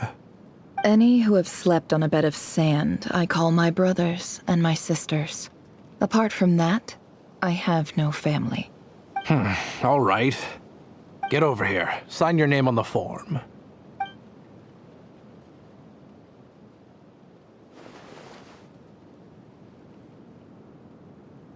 Never? You're rather fair-skinned for a desert dweller.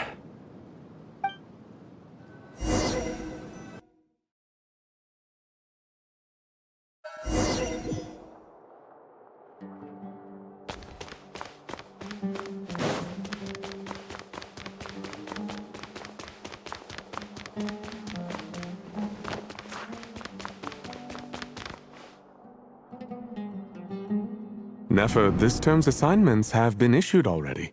Please read through the materials thoroughly, conduct your own additional research, and then write an essay on the topic. Yes, Professor, I'm aware. I just had a couple more questions I wanted to get your perspective on. Oh? Please, ask away.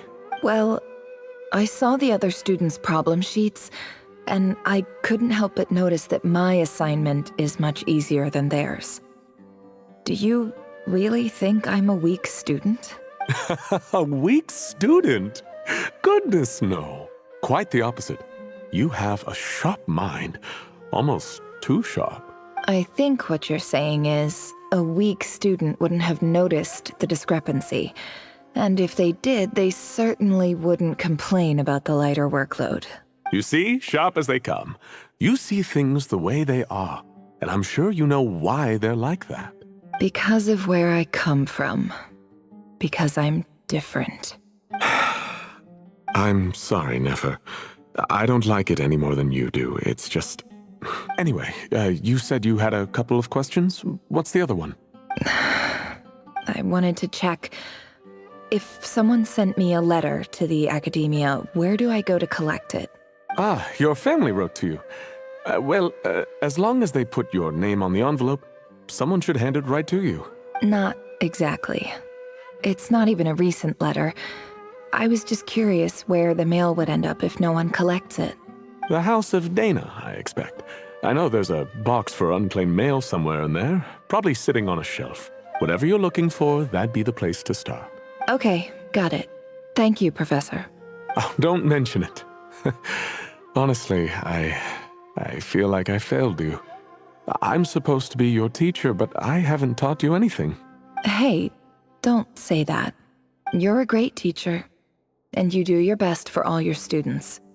But the rules are the rules. You're not allowed to teach students like me.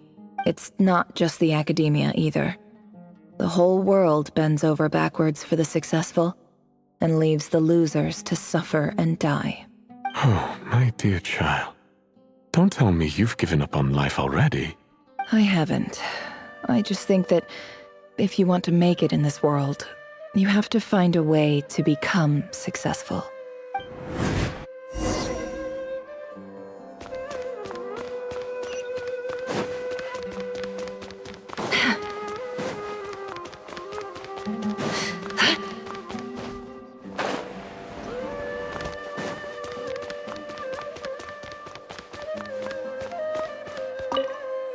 This must be it. A big cardboard box full of unclaimed mail. And probably some letters that ended up here by mistake, too. Let's take a look.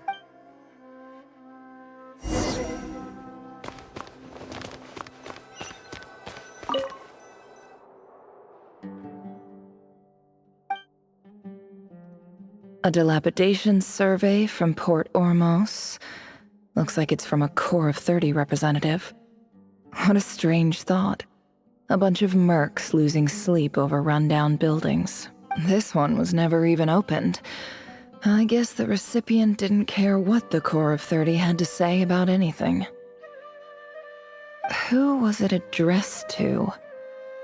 I don't recognize the name, but it must have been a Kasharawar professor. This one is addressed to the Immorta Sage. The title is Changes Observed in Satyavada Life Symptoms. Why do all these letters read like full-blown dissertations? Guided by the incense, we became lost somewhere in the forest. All the barriers between levels of consciousness disappeared as our minds soared around in circles, looking for a branch to seek refuge on. In clinical terms, these symptoms fit the description of incense poisoning. The Immorta Darshan strictly prohibits the use of hallucinogenic substances, but I believe there are still people getting away with it. For example, my neighbor who always breaks out into song and dance after using incense. This seems like something the academia would want to know about. Why wasn't it collected? Wait, what's this written on the back? It's so small. The note says, "The sender authored this letter while under the influence of mushrooms. I would send it back, but no return address was provided. Stamped by the Grand Conservator of the House of Dana." This next one is addressed to Grand Sage Azar. A few words of protest regarding recent changes in Sumeru's educational policy. In recent years, the academia has taken on a small number of students from the desert region, as per the policy to this effect. However, it appears to me that these students have not, in fact, been provided with educational opportunities that are, in any meaningful sense, equal to those enjoyed by their peers, as well as receiving dumbed-down assignments and perfunctory tutoring. They do not even have full access to the Akasha system. Education is the fundamental purpose of this institution, which should go without saying in a nation whose founding virtues are knowledge and wisdom. I ask you, is the lip service we pay to the policy of education for desert students truly the standard of pedagogy to which the academia aspires? As Grand Sage, policy decisions are your prerogative, but do not forget your roots. You and I were once students too, as was everyone else in this institution. I do hope you will give some serious attention to this matter. I encourage you to discuss issues like this with myself and others, and listen to some alternative opinions. Great letter. Shame it didn't get to where it needed to go. And the sender is... Sage Cyrus of Spontamod. I didn't realize anyone else even knew how bad students like me have it in this place. So this is where letters from the Sage of Spontamod end up? Nice one, Grand Sage. Really enlightened leadership.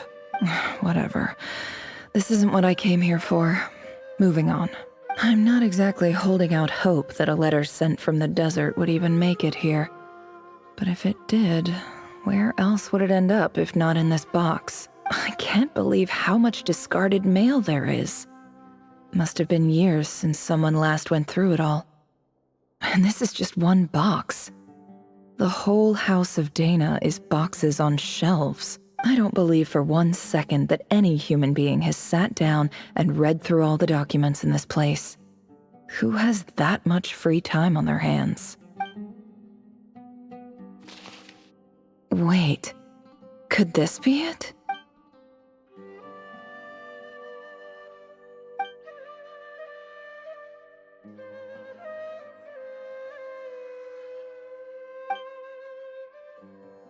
Greetings, Halil.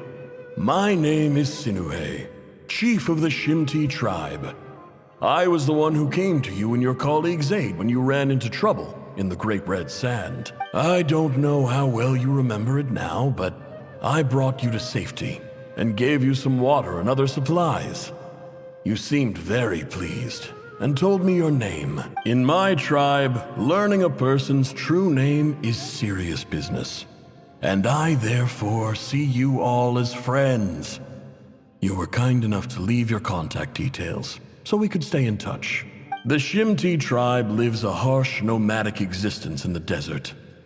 You were sympathetic towards my plight, promising to make me a special ambassador of the academia and help us find a way to make a better living. This brings me to my reason for writing. Our tribe has fallen on particularly hard times, and I would like to ask for your assistance.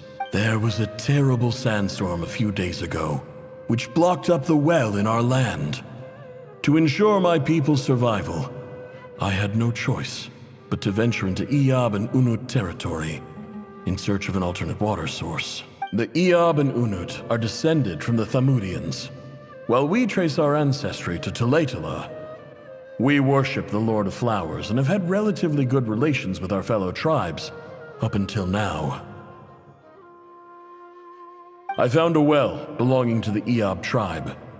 They declined to help us, but I really had no other option, so I took some water to keep me and my tribe alive. My actions are certain to incur their wrath. When we met, you assured me that you would be my ally in the academia. I would like to take you up on that offer, because I really need your help.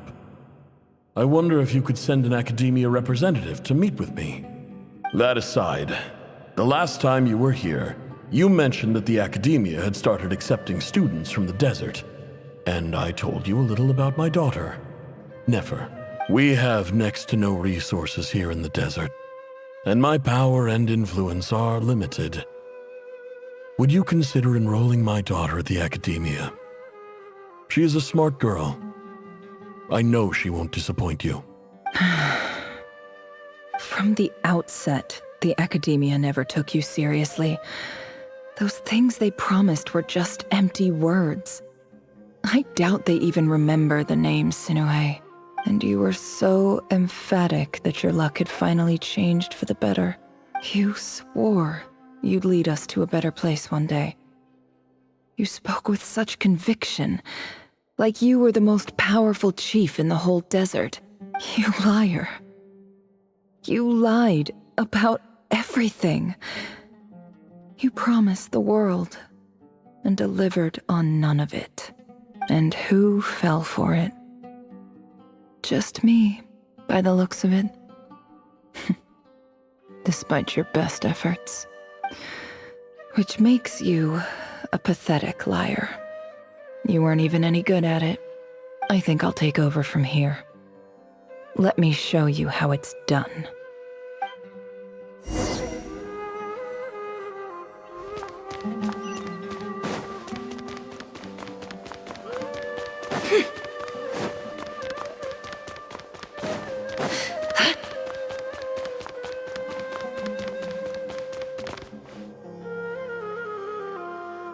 I just came to say goodbye.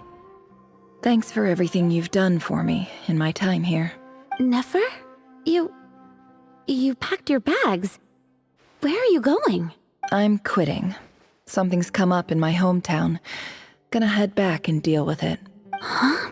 But this was a hard-won opportunity for you. You know that better than I do. It was. But it doesn't matter. I have more important things to deal with, and they can't wait. Oh, and I didn't want to overfill my bags, so I left some incense on your desk. What's wrong? I thought you liked incense. Although, I did read somewhere in the House of Dana that it has hallucinogenic effects. Don't use it all at once, all right? Isn't this the stuff you brought from your hometown? You're just letting me have it? But you said it's a rare and valuable commodity. Yeah, about that. I lied.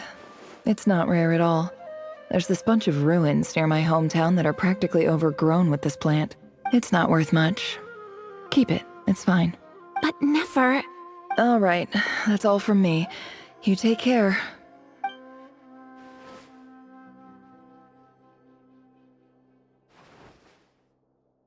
Don't forget me, okay? I mean, we're more than just classmates, right? We're friends. Yeah, I'll remember you. I lied again. That incense is worth a fortune, and it's a rare find even in those ruins. And as for remembering her, I have far too much to do when I get back. No time to reminisce. I'll be lucky if I even make it through this alive. But either way, I expect I'll forget you pretty quickly.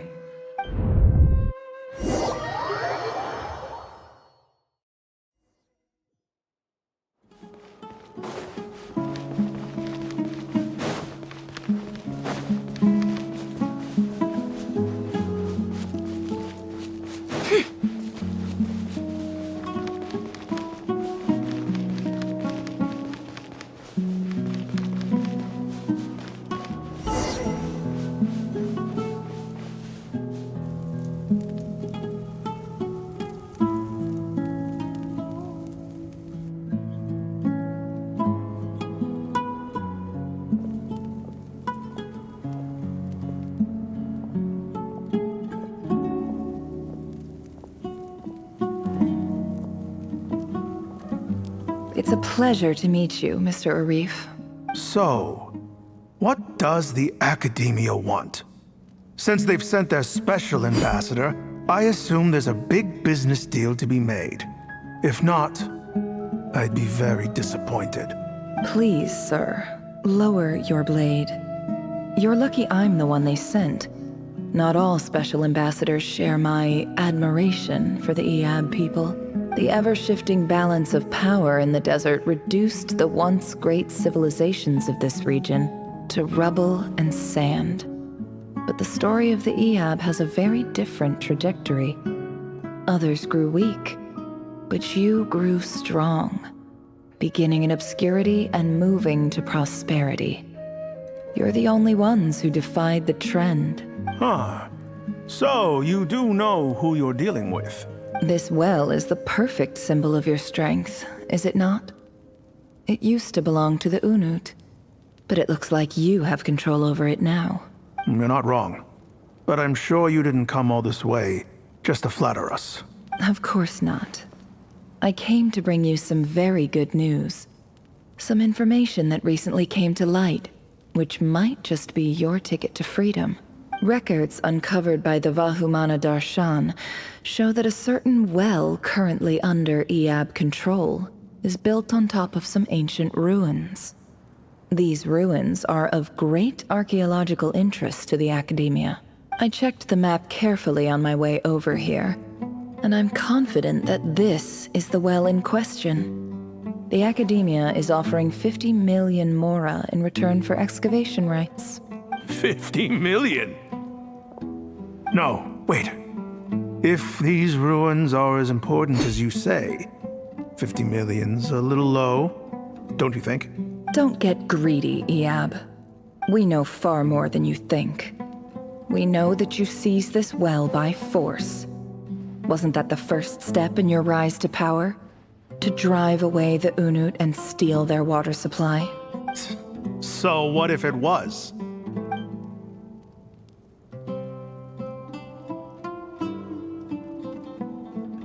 Don't worry. As unscrupulous as it was, it's something we're willing to overlook. The Academia is only interested in dealing with the de facto power holders in the region. I hope I am making myself clear. And I hope your words are the truth. If I find out the Academia is trying to play me, I'll hunt down every one of your people and make you watch as I cut their heads off one by one. I assure you, Chief, that would not be in your long-term interests. You don't want to make an enemy of the Academia. You see how I'm dressed, don't you? I appreciate that you've never been to the rainforest, but surely even you recognize an ambassador's attire when you see it. And what does a barbarian like you have to lose anyway? You really think the Sumeru Academia would bother to come all this way just to lie to you? We have more important things to worry about.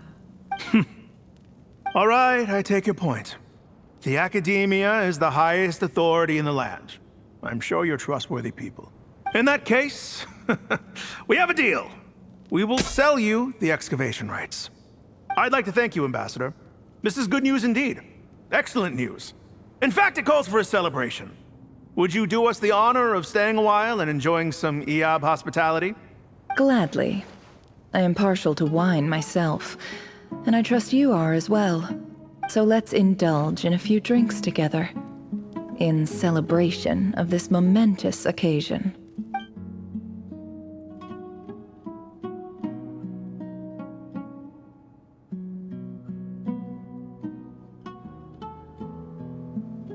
Chief! Chief, it's an emergency! It's the Unut. They've taken the well. What? Well, don't just stand there. Take it back. Yes, Chief. I have every confidence in the Eab's military superiority, and yet... What is it? The Unut's response was alarmingly fast. The day after we reach a deal, they seize the well. This can't be a coincidence. Perhaps there is a traitor in your midst. I don't think so. I am obliged to remind you, Chief, that the Academia will only deal with the de facto power holders. If you cannot regain control over the well, I'm afraid you won't see a single mora of that 50 million. No! Please, Ambassador, just give me some time. I swear the Unut will not get away with this. That well is ours, and so is the mora. Glad to hear it. I will wait here for an update. If there is a traitor, I will find them. In the meantime, make yourself at home. I'll report back as soon as I have an update. Much obliged. Wow. All it took was a few words and I've got him wrapped around my finger. What an amazing feeling. So, in summary, Ambassador, the Academia would rather negotiate with our tribe instead of the Eab, yes? The Eab are ruthless murderers who don't listen to reason. And now they have the gall to interfere in our research projects in the desert region. So let me ask you, Chief, if you were the Academia, what would you do? Kill them all, of course. Precisely. The Academia does not tolerate those who stand in our way. The Eab have held back our academic pursuits for too long, and our patience is wearing thin. At the same time, there is simply no way that the Academia can be seen to be intervening in desert affairs. I'm sure you understand where I'm coming from. We have our own rules out here. If the rainforest dwellers raised arms against a desert tribe, it'd start a bloody war. Right. We can't confront them ourselves, but we can support their enemies. The Unut have always had strained relations with the Eab, which makes you our natural allies. Natural allies. Weren't the Eab your allies once? You were quick to send them after us to protect your interests back when we stole that water. And now look at you. You're at each other's throats. Let me be clear. The Academia wishes to collaborate with the legally recognized rulers of the desert in this matter. We are asking for excavation rights to that well, and our offer is 50 million mora. Say no more. I believe we have an understanding. Good. Then I suggest you get to work. Get us access to that well, and the mora's yours. You see, Dad? Lying is easy when you know how. People will believe anything.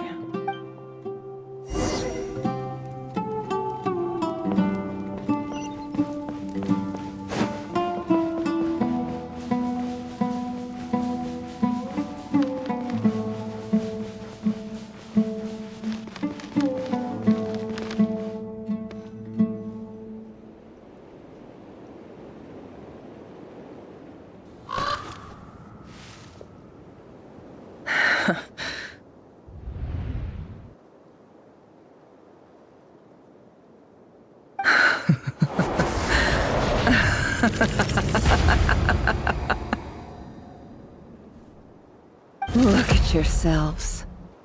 You may be vile, savage monsters, but your butchered bodies bleed like any others. You're no different.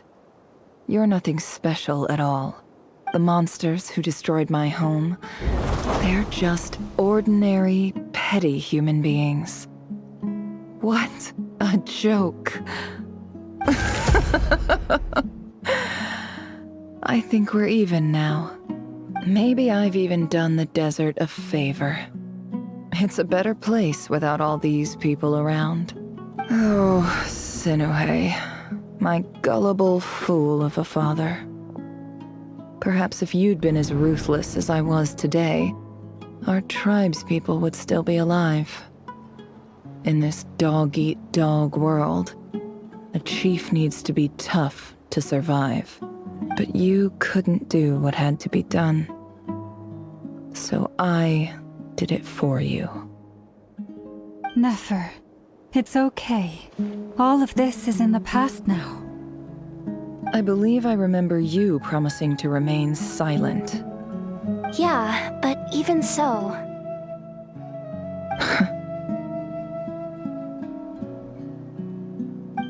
Yehoda, is there anything you can do to ease the tension?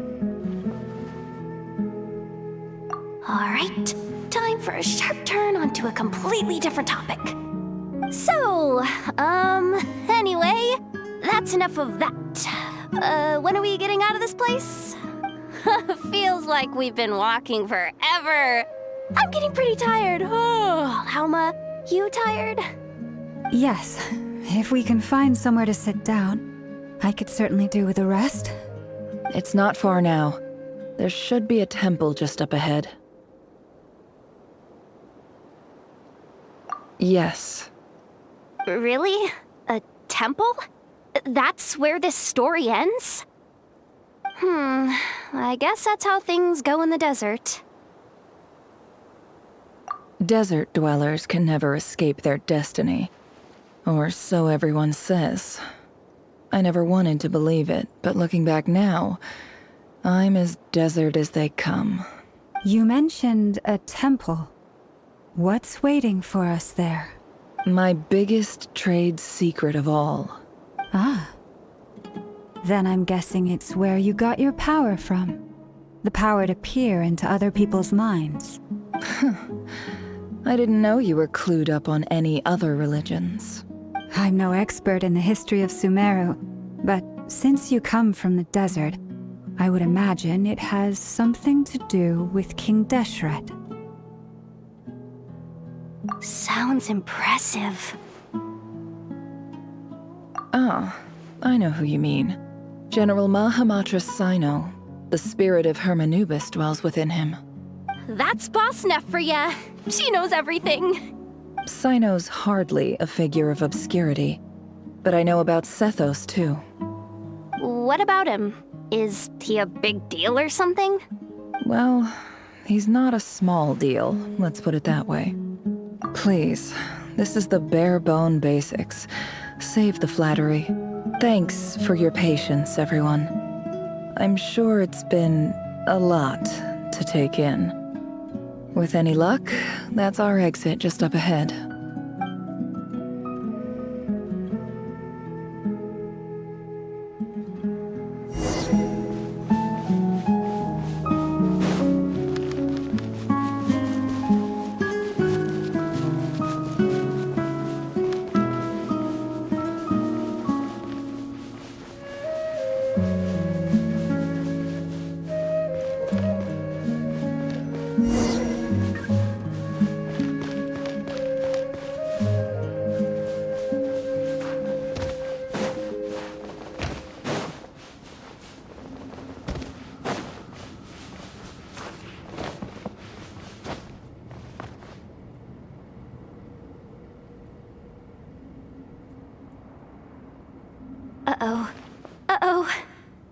I'm totally out of my depth here. I don't have anything to add about any of this stuff. Like, look at that statue, for instance. I want to do the whole name-dropping, this girl knows her stuff thing too, but I've never seen anything like it before. A statue with the head of a bird. That's Thoth, the Ibis King, one of the 7 pillars of King Deshret. The legends say that he, the Crocodile King, and the Goat King were the 3 retainers of King Deshret. Let's take a look.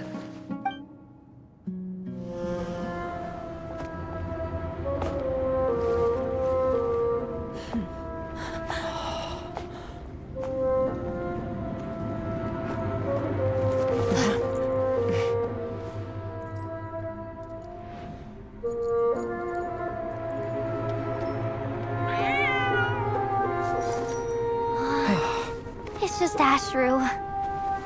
So, all is well?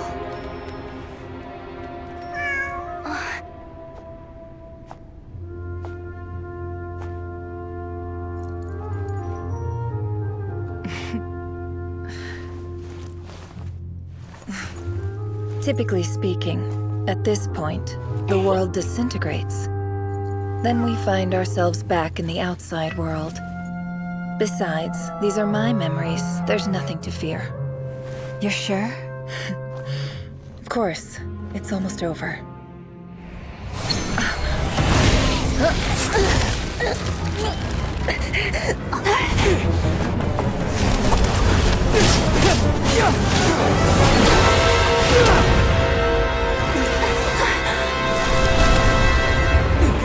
Never! Hey! Hold on!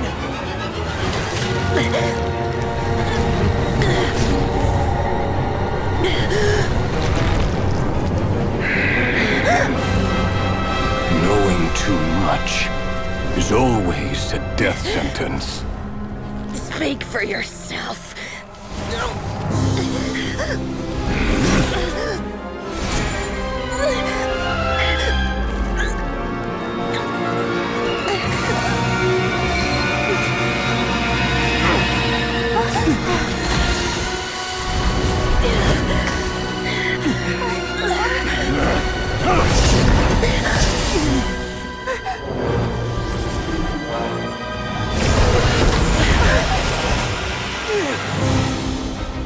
How repulsive.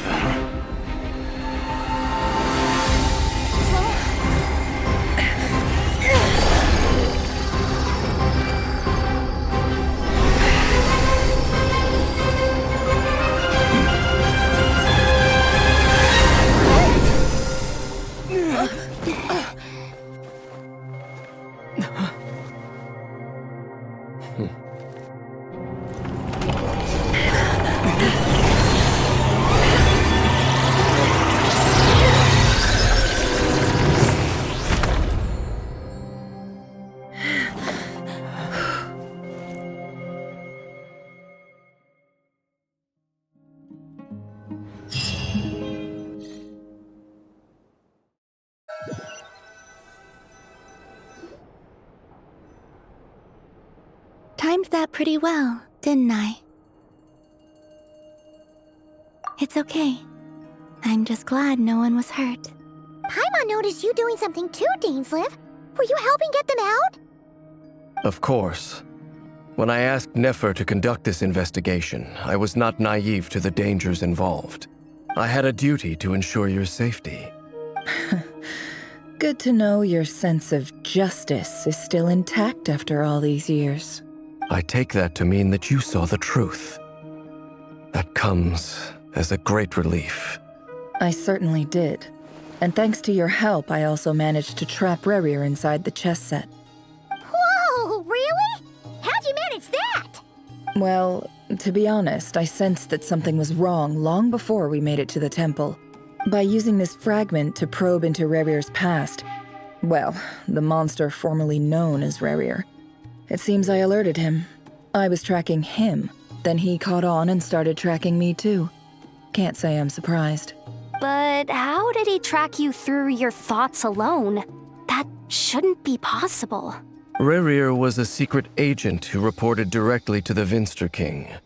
He is an expert at finding a trail and hunting down his pursuers. No wonder. He infiltrated the chess set, read my thoughts, and built a new virtual chess set inside of it. That's why we weren't able to leave at first. Speaking of your chess set, it's quite a remarkable item. Would I be right in thinking you have some connection to King Deshret? You overestimate me. I only have a connection with one of his underlings, the Ibis King. You all saw how this came to be. A long time ago, the Eab massacred my tribe, the Shimti, in our home village. A few years later, I enrolled in the academia, where some new information came to light. The Unut and the Eab fought a bitter battle over the rights to a well, all for the sake of a non-existent 50 million mora. The Eab ultimately won that confrontation, but their victory came at the cost of almost every warrior in the tribe. The final blow to the Eab came at the victory feast, when an Unut assassin beheaded their chief right before my eyes. The remaining Eab fled and have been scattered to the winds ever since. Having gotten my revenge, I returned to my hometown, where to my surprise, the nearby temple was still standing. There it was, seemingly immune to the relentless hostility of the desert, while my tribal home lay in ruins. As I stood there gazing at the temple, I noticed a cat just outside. This cat, as it turned out, was home to the spirit of the Ibis King. He led me to a gate deep inside the temple, and there he made a deal with me. This chess set is my gift from the Ibis King. The chessboard within is made to the same specifications as the one in the mausoleum of King Deshret, and represents his power of piercing analysis. With this chessboard in its container, I gained a certain ability to perceive hidden secrets. Now, you could conclude that the Ibis King simply wanted to give the people of this world the power to seek the truth, but I don't believe that's the full story.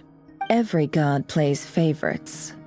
Their hearts are as fickle as any human's, full of secrets, perversions, egotistical tendencies. But precious few gods are willing to admit this. It is the same with all powerful forces, including fate itself. Their gaze falls preferentially upon a select few. As you rightly point out, this is an act of favoritism. If you're alluding to the Abyss, then yes, I agree. Gather the others. It's time to share everything I've learned.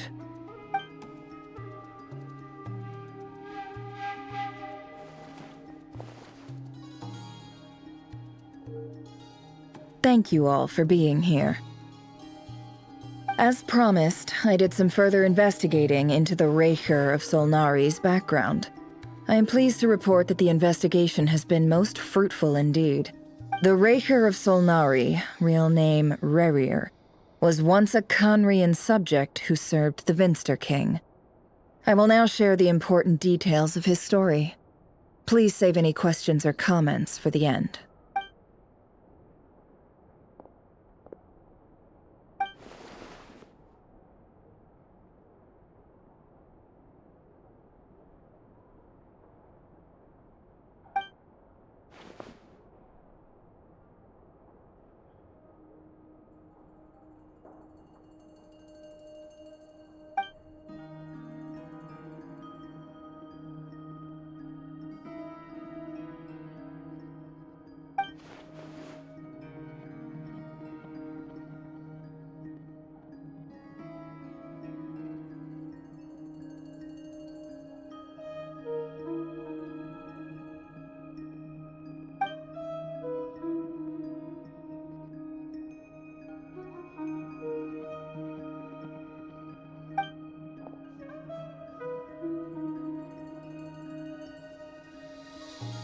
So that's why he's so obsessed with the moon. A tragic tale, to be sure. But it does not excuse his many transgressions. No matter how much Rerir suffered in the past, the fact remains that he is what we know today as the Wild Hunt, wreaking havoc upon innocent lives in Notcry.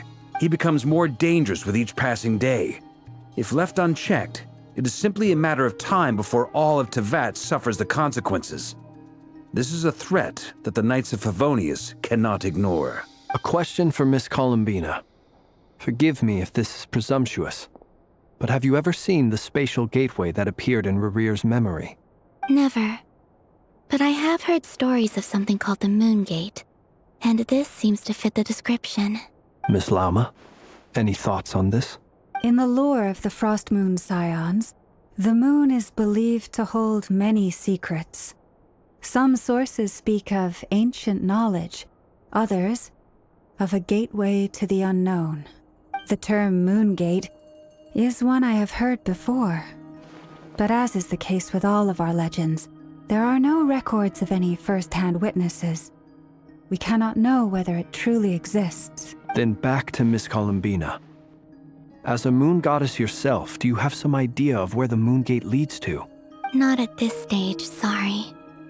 I do hold the power of the Frost Moon, and my strength is recovering well. I can sense that the gate would open at my command, but... But there's more to the power of the Frost Moon than that? Yes. A moon goddess has the right to open the Moon Gate, since it is a path to the moon. But as never mentioned, holding open a spatial gateway takes a huge amount of power. And right now, I need to conserve my energy to fight the Rahier of Solnari. I'm afraid this is one mystery we may have to leave unsolved for now. I agree. Better to save your strength. But if you'll humor me for a moment, I have a bold conjecture of my own regarding the world beyond the gateway. I highly suspect that neither Tholindis nor Rerear made it through unscathed. The evidence pointing to this is the fact that the Rahier of Solnari exists in the form of countless fragments. With the abyssal power he wields, no ordinary foe can touch him, let alone tear him to shreds. And yet, the wild hunt proliferates wherever his scattered fragments lie, drawing hordes of monsters to many different locations across the land. So your theory is that Rerir was physically torn to shreds by some powerful force? Hence, why the Wild Hunt is a distributed phenomenon, rather than a unified one? Makes sense to me. Explains why the Wild Hunt is so pervasive, and why he's been trying to piece himself back together. He was whole to begin with, and he wants to be whole again. Without the power of the Abyss on his side, he almost certainly would have perished the moment he was torn apart. But the Abyss, much like a curse, has kept him alive.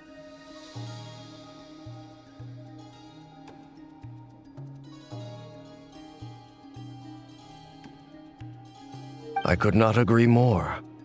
The power of the Abyss is most surely a curse. It is a compelling explanation, and one that accords with my present understanding of Abyss creatures.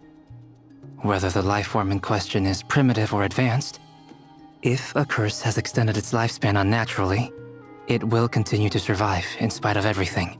This raises some interesting questions. I will run some experiments and see if there is any validity to my suspicions. That being said, regardless of whether my research bears fruit, I would like to thank Miss Nefer for conducting such a thorough investigation. Already, it has greatly enriched my understanding of the entity we face. My pleasure, Mr. Albedo. I too hope that the information I have shared today proves useful as we look to formulate the next stage of our plan. Hey! What is it, Dainsleif? You look really upset! It's just... when I think of the man I once knew as Rerir, I struggle to understand why things had to turn out like this. The two of you used to be friends, didn't you? I don't know if these words will bring any comfort, but my heart goes out to you. Mine too. We can never know all the hows and whys of the way things are. The moon and stars are full of untold secrets and lies, and the skies are host to many more mysteries than these alone.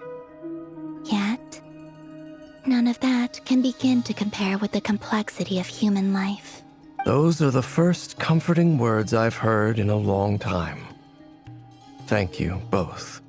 Well, I think this is a good place to end today's meeting. I'm sure Nefer needs some time to recover.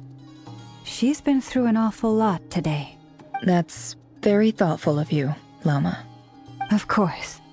Sounds good to me. Take some time to rest and digest before we reconvene to nail down a plan.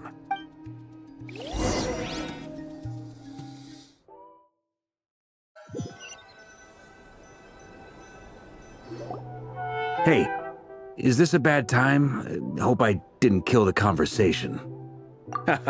No need. Come on, let's talk outside.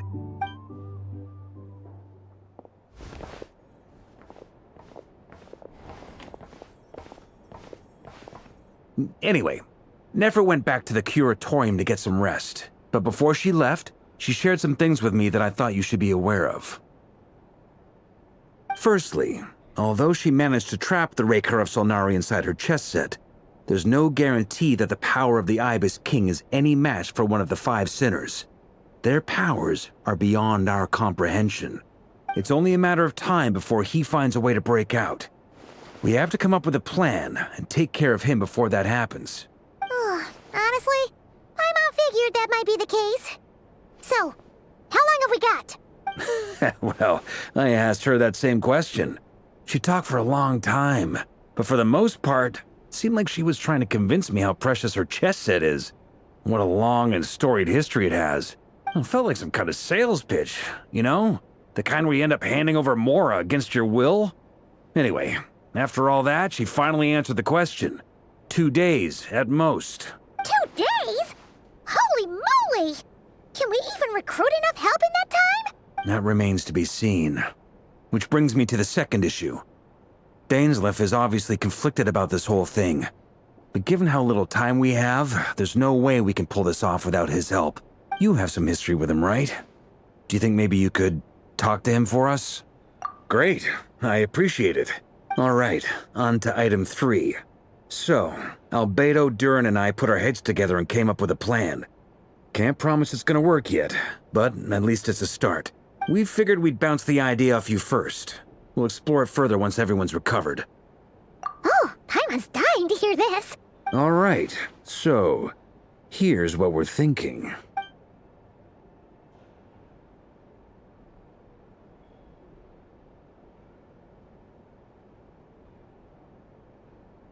We felt a little uneasy about roping you into this. I mean, firstly, you're not locals, and secondly, none of us are your boss. You're well within your rights to refuse if you so choose. Roping us in? Why would you even say that? We know the stakes here. It's all of us against the Reher of Solnari, or none of us stand a chance. I choose my words very intentionally, I'll have you know. I like to think there's an art to striking a down-to-earth tone even when the stakes are through the roof. Sir Varka, I have a few thoughts about this plan. I'm all ears. I think we can be more flexible with how the roles are allocated. In my view, the most sensible lineup would be like this.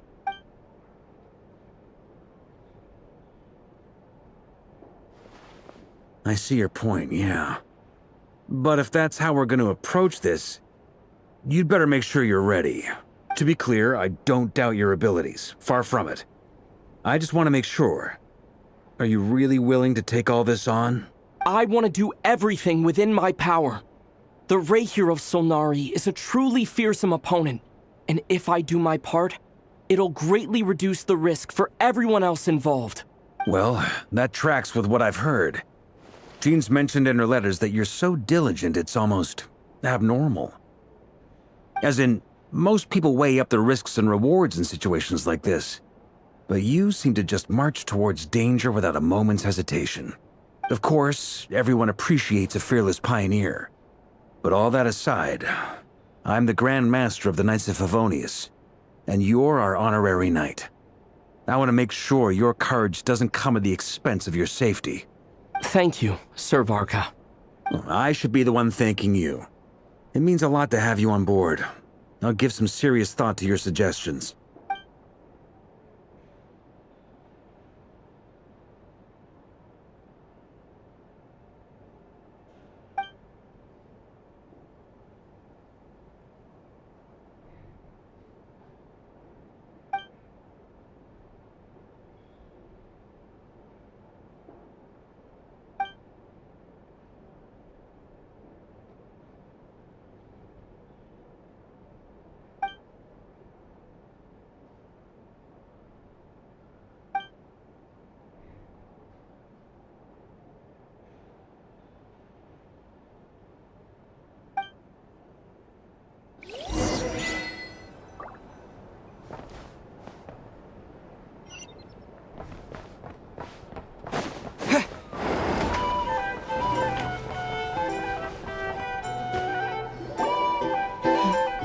This is a thorough plan, but I do have one last question before we take action. How can we be sure that our enemy won't leave the designated area? Great question. Albedo's been hard at work analyzing Rerir and the Wild Hunt's behavioral patterns. His conclusions are as follows. Firstly, from the earliest known confrontation until now, Rerir has never displayed any ability to manipulate the dimension of space. So it's unlikely he has any power in that domain. Secondly, he seems to have a particularly strong vendetta against our group. If we put him in a fight-or-flight situation, he'll choose to fight every time. Thirdly, finally, and most importantly, he is consumed by hatred, both for the moon and for his enemies. Turns out, we tick both of those boxes. We have a reincarnated moon in our ranks, and a spy who accessed his private memories without permission. He'll be baying for blood, not looking to escape. As someone who's had their fair share of interactions with the Wild Hunt, those all seem like valid observations to me. Understood. Then I will defer to the verdict of the group. Well, everyone, that's the plan in full detail. Albedo and Durin are carrying out their part as we speak. Plan approved. Scheduling. Okay, any firepower you need, I got you covered. Let's light this baby up. The Frost Moon Scions are behind you as well. And the rest of you? No objections? All right, then it's settled. This is the plan we're going with. Next up, an old tradition of mine. Anyone who wants to back out, now's your chance. Wait, we can still back out of this? Everyone says things they regret, right?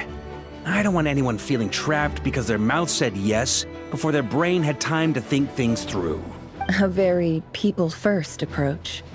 I hear that's common practice in the Knights of Favonius. Heh. Who'd you hear it from? D-Luke?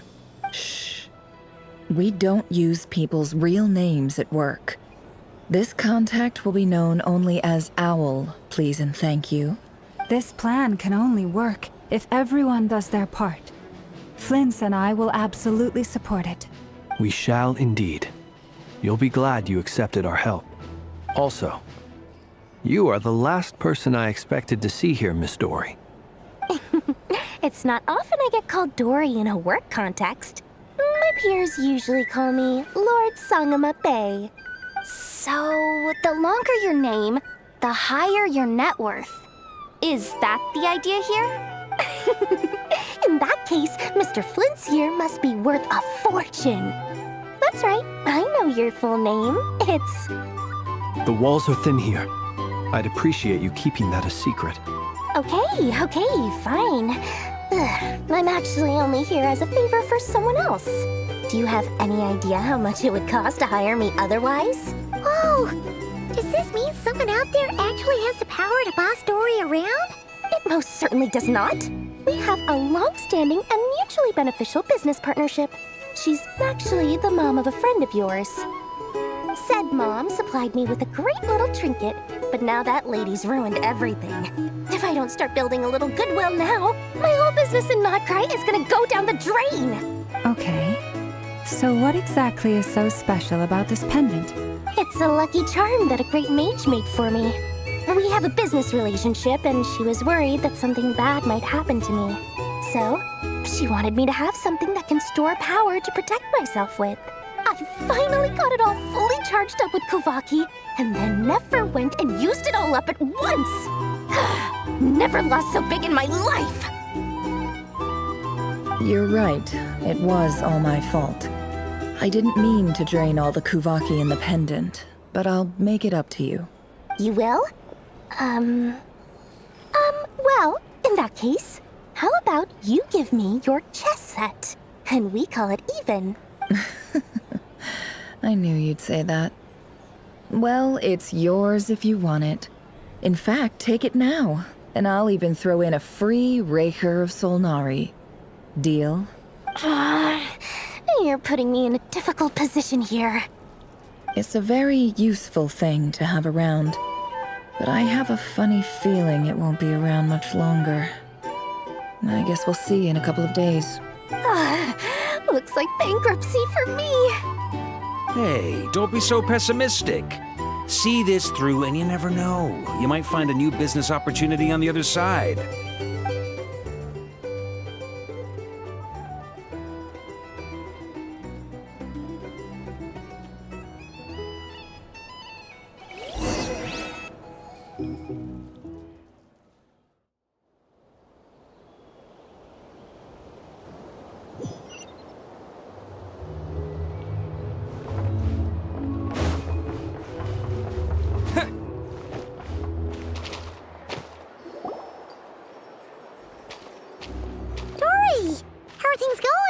Feeling ready? Oh, I was born ready. We only have 2 days. You think Lord Sangamabe would let an opportunity like this slip by? Don't forget, when something's in high demand, the people with the goods on hand get to charge the highest price of all. Even higher than the sellers taking advance orders. Ta-da! See? It's right here. Ah, it's so pretty. Did you make it? No, I have a supplier. We go way back, so he made me a very attractive offer. Aha! No wonder you were talking about Lucky Charms at the meeting. You've been getting Kave to make them for you. That's not the full story. It actually started a while back as a project between me and the Dendro Archon. Mage Alice once warned me that this world won't stay safe forever. There may come a day when everyone faces a great crisis. I passed this on to the Dendro Archon, and she secretly brought together a research team made up of Sumeru's top scholars to invent a technology that could keep people safe. I won't go into the details because it's all very complicated, but if you want to know more, you can ask the Dendro Archon about it sometime. Anyway, point being, it was the Dendro Archon who asked Kave to build this little contraption. As one of the top Kasharawar talents, he was the obvious choice.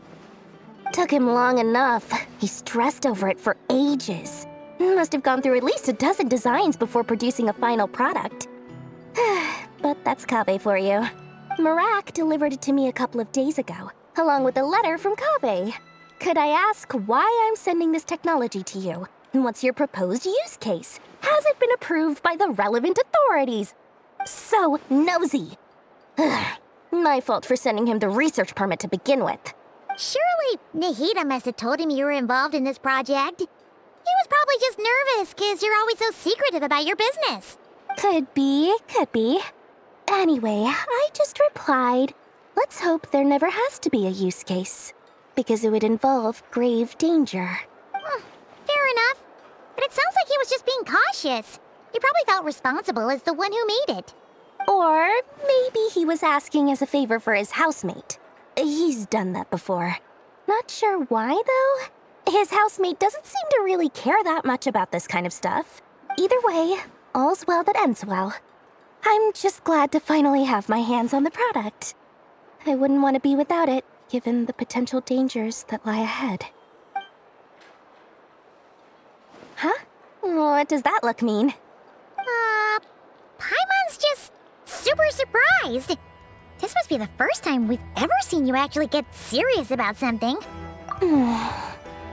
Well, a long time ago, I made a promise to myself.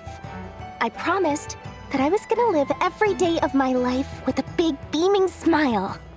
Obviously, Mora plays a big part in that. But there are always gonna be times in life when you have to give something back.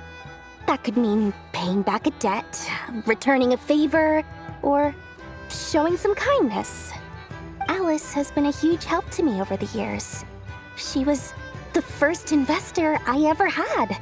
And I want my investors to know that Lord Sangamabe is the best in the business. And more than that, no one knows what the future will bring. Whatever happens, I want to make sure the Dendro Archon and all of Sumeru is prepared to face whatever comes. Oh, that? I was just making sure Nefer and I are square. Don't be thinking it was some sort of benevolent act. I'm no saint, so don't treat me like something I'm not. My priority is doing the business that I want to do, so long as my conscience lets me, but it usually does. That's the Lord Sangma Bay business model. All right, if you say so. I do say so, and that's the whole point. I'm a businesswoman. Don't go trying to figure out what kind of person I am. You'll exhaust yourself. Much easier for everyone involved if you just take my word for it. Oh, and could you two help me get this stuff where it needs to be? Thanks so much. You're my favorite assistants.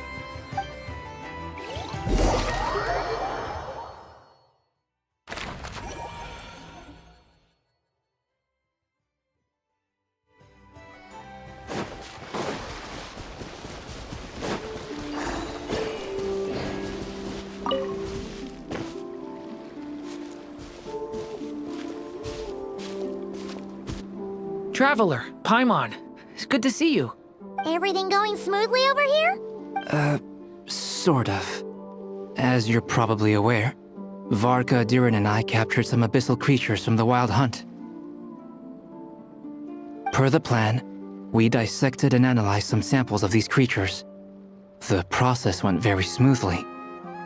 The findings, however, come with some troubling implications. What? You can actually dissect the Wild Hunt? That depends on your definition of Wild Hunt and dissection. Harmless, lifeless. These words are accurate descriptions.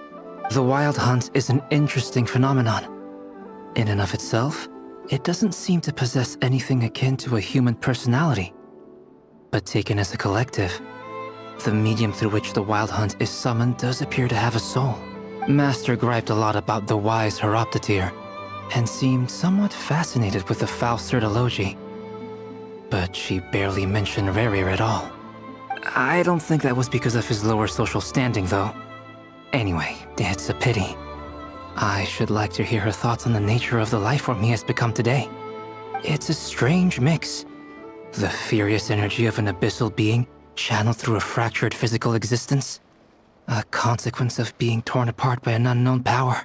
Perhaps the only explanation for his survival in this state is that he sacrificed a degree of individuality in exchange for a continued existence. Oh, sorry. Once I get talking about interesting research, I have a tendency to go on indefinitely. Back to our research findings. Essentially, they confirm my hypothesis. Rerir's corpse is completely contaminated by the Abyss, and the effects are irreversible. You could think of this as Rerir in mutated form. But in my view, even that would be inaccurate. In reality, his whole being has been consumed by the Abyss. In other words, he is now nothing more than a manifestation of abyssal power. Unfortunately, at present, we have no means of completely eradicating abyssal power. Hence, we cannot fundamentally destroy the Reihir of Solnari either. Oh, that's terrible news! So, that's it? We can't defeat him? Not even if we get the power of the Three Moons? Miss Columbina's situation is a difficult one. She can never achieve wholeness when the world does not accept her presence. It's as if her creator banished her to a place she can never be accepted. It means she spends most of her energy just on her own survival. Given the circumstances, it's only natural to despair. But we must see this plan through to the end. Time to kick off the backup plan. Oh, Paimon almost forgot! This is for you. Dory asked us to bring it. Ah, how wonderful. Well, thank you for making the trip. Durin and I will be heading off shortly. I'm sorry I won't be there to protect you in person this time. Please be careful. All right then. Stay safe.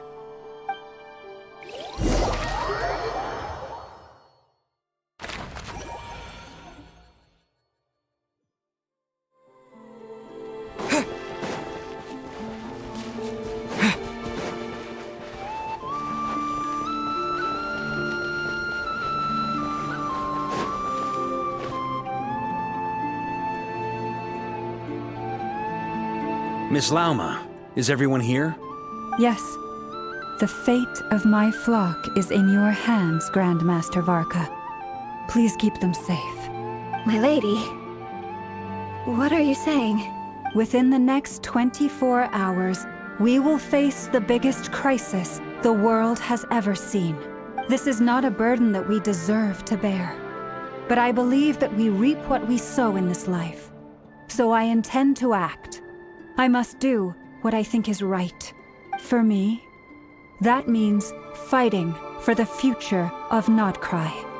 This gentleman is the Grand Master of the Knights of Favonius, Varka, Knight of Boreas. In my absence, please follow his lead.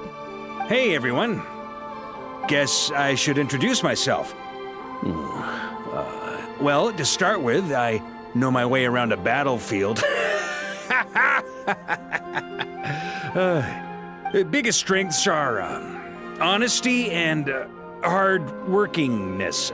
Anyway, point is, I don't intend to let Lauma down.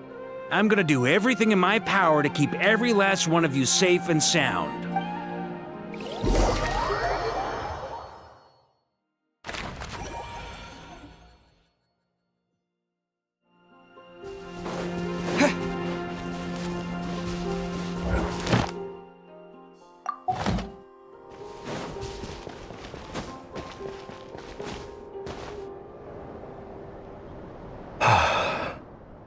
Something on your mind?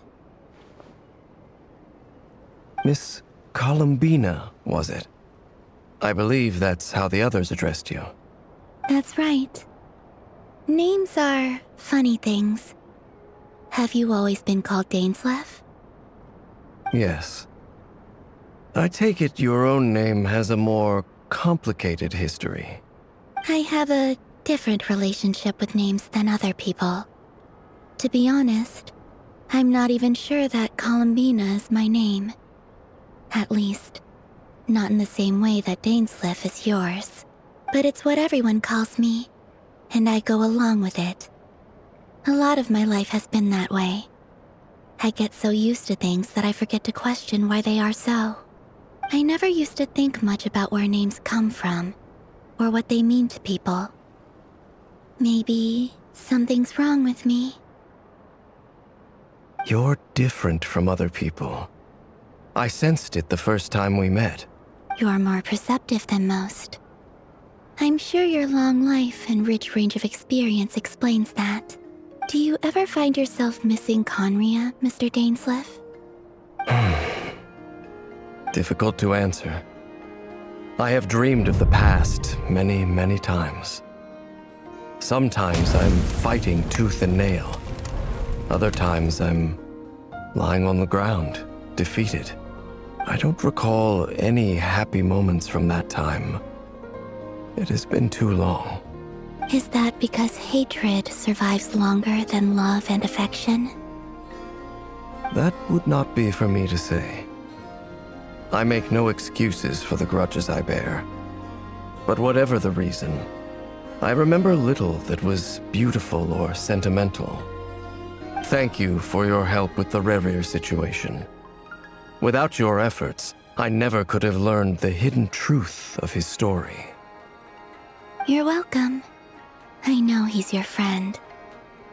Friend? He betrayed me. And I never really understood what he was going through in life. Some friendship, that is. Okay. So, do you plan to fight him with us? You see, you're torn. Now you know what really happened. You see the things he's done in a new light. I need some time. Of course. I completely understand. Anyone else in your position would feel conflicted too.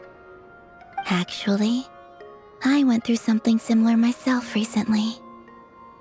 Something happened that changed my perspective on a situation. A situation I took for granted at the time, but now I feel very grateful for it. You mean the Harbingers who still support you, even though you've left the Fatui? Yes. I always thought they were only helping me because Harbingers are forced to work together. But then I abandoned them. A warrant was even put out for my arrest. And even now, they still support me. Which means I was wrong about them all along. Clearly, they view you as a friend. I feel a little guilty now. I regret not seeing her help for what it was, and not treasuring it. I see the guilt that you're feeling now, because I feel it too. Hopefully, talking about it will do us both some good. Have you noticed that the Traveler and Paimon are over there? I think they've been listening. Huh. Shall we say hello? Sure. Hello. Ah! They caught us!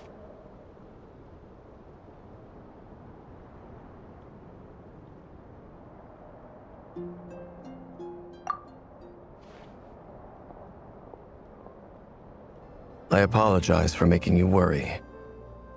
No doubt you wish to know where I stand on the plan to take down the Rahier of Solnari. I'm afraid I need a little time, but I will seriously consider joining you. You will? Oh, thank you so much! Everyone will be so grateful to hear that! They needn't be. This was something that I was going to have to face up to eventually. That doesn't matter to them. They're grateful to you regardless. You can't control their gratitude, so just accept it. And then, have a think about whether you're willing to join us.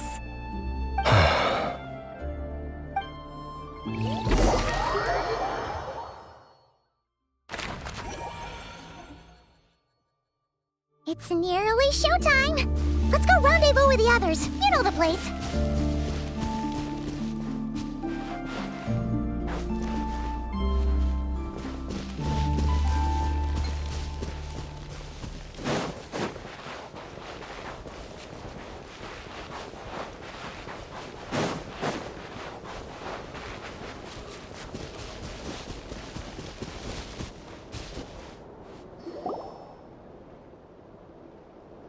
Ah, you're earlier than I expected.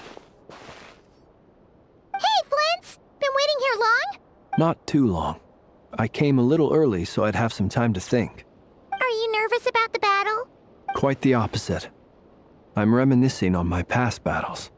When I was awakened by the Ratniki, I had not touched a weapon in many years. I felt like the battlefield was not where I belonged. But after waging war against the Wild Hunt for so long, I came to realize something. A life of absolute peace is simply not a possibility for me. My restless flame indicates that somewhere inside of me, there is a deep yearning to root out the evil in this world. Oh, that doesn't sound like such a bad thing. Well, in the past, when I was a Fae whose primary concern was hibernation, it was hardly ideal. But it certainly serves me well here in the present. And I am delighted to be able to join forces with you in this endeavor. Looks like I'm not the first to arrive. Ah, Miss Lauma. Did you sleep okay last night? I struggled to settle down at first, because of the nerves. But don't worry. I got enough sleep in the end. I'll be just fine. Please, I'm just doing my part. Never! Over here! Aino asked me to relay a message. She said Anefa will be on high alert and keep a close watch over all secondary districts where defense is required, providing support as necessary. Meanwhile, Aino herself will provide range support to us directly, using her latest invention. Excellent. My thanks to all involved.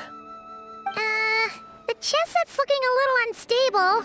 It won't hold him much longer. We should be prepared to engage at a moment's notice. No sense sitting around waiting. Let's make the first move while we still have the option. I agree. Paimon, find a safe hiding place. Got it! Be careful, Traveler! I will.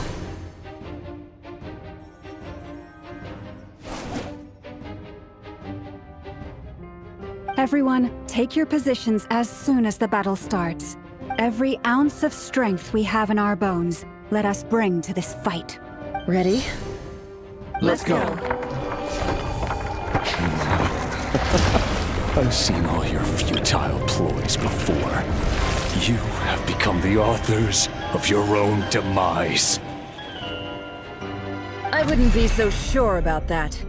You are merely a moment of sport before I tear down the moon.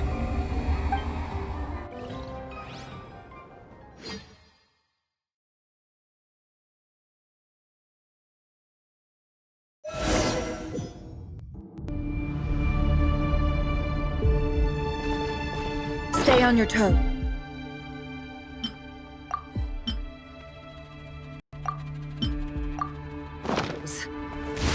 Yep, you too.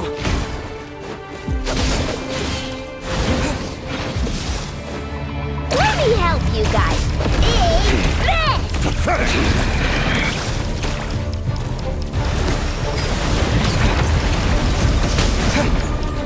Move! You're just dead meat! Be silent. Moonlight betrays you. Move! It's all futile. Hunt down!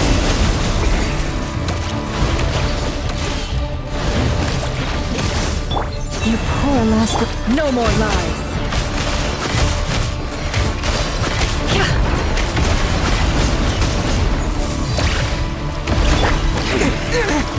Hunt him down! The moonlight betrays you.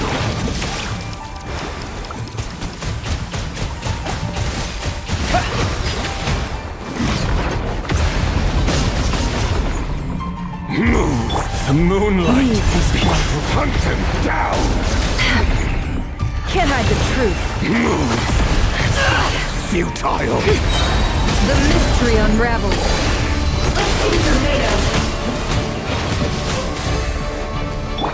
You poor moonlight for the everlasting forest.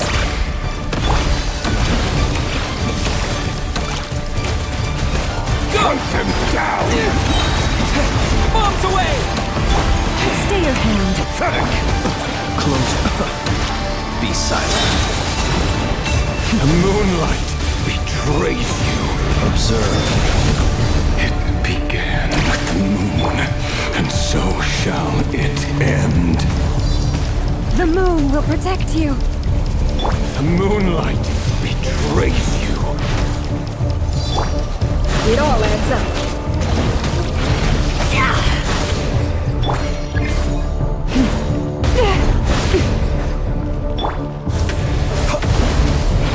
Do you see now?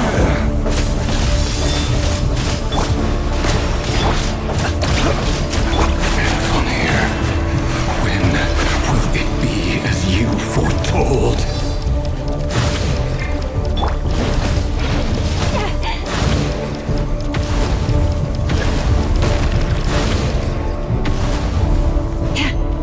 Spears are not welcome here.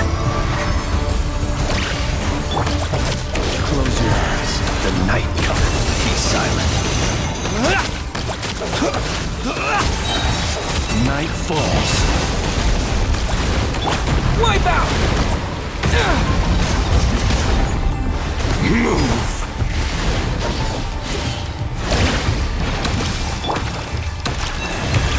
It all adds Moonlight! up. Seek within. Pathetic!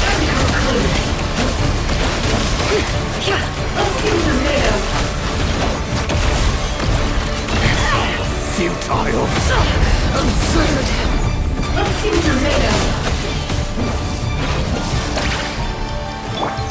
Leave this place. The moonlight betrays. Hunt them down!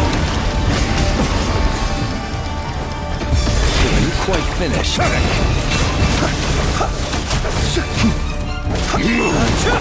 The moonlight betrays you. Receive my blessing. By the frostmoon of all... The deception ends here. It's all futile.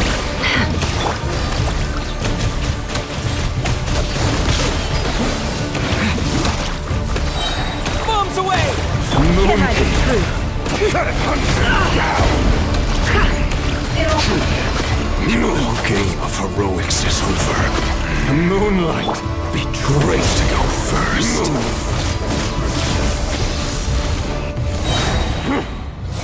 Now, get out of my sight! No, we've been separated! My grasp! You okay? Never! Where are the others? Stuck outside the barrier. I guess he really doesn't like us. I told you before, knowing too much is always a death sentence. Be careful what you wish for.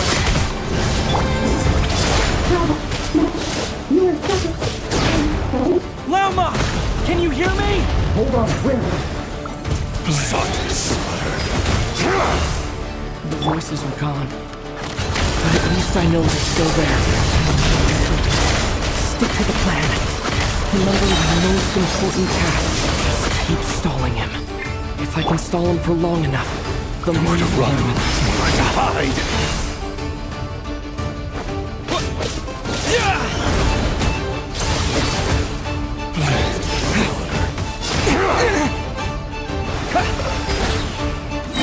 No more lies. The mystery unravels. It all falls into place. Bombs away!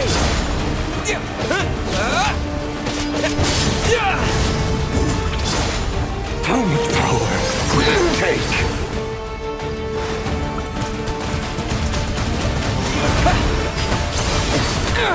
Destroyed and reborn.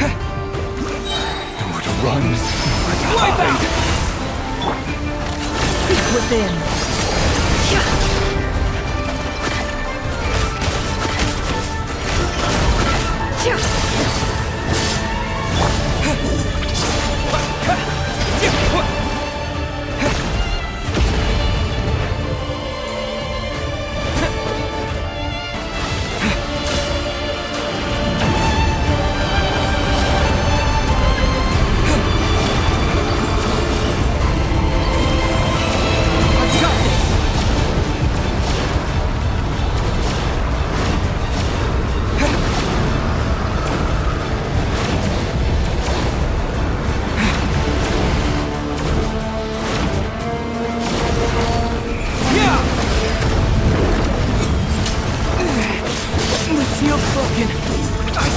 This up! Don't push your luck.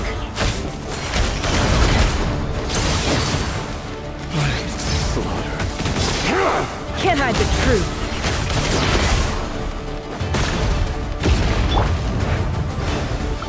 Your death is within my grasp! Wipe out! It all adds up. The mystery unravels. Can't hide the truth. Time to go clean. Run, nowhere to hide. How much power could it take?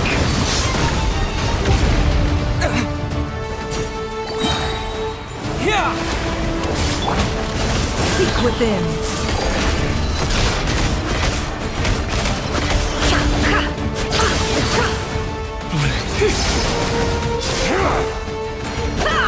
It all adds up.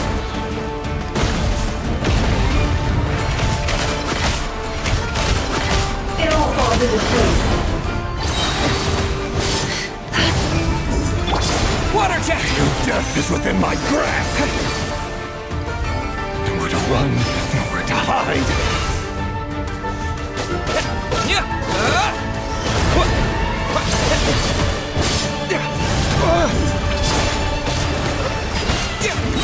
Wipe out! No more lies. The deception ends here. Time to come clean. Time to come clean. Let's see what you're made of.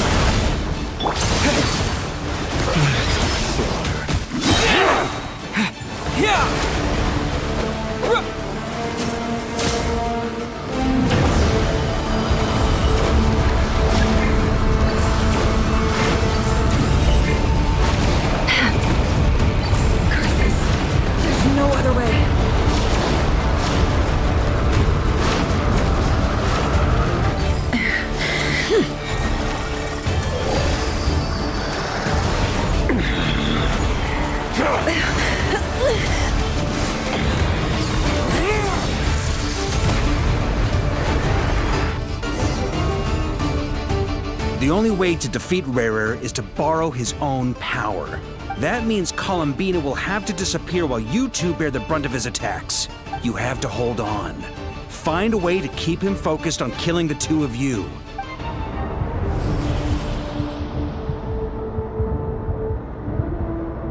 Never! Your eyes are bleeding! Soon you will be powerless to resist. And then, I will reduce you to dust. But that dust will plague your memories. Come on, keep holding on.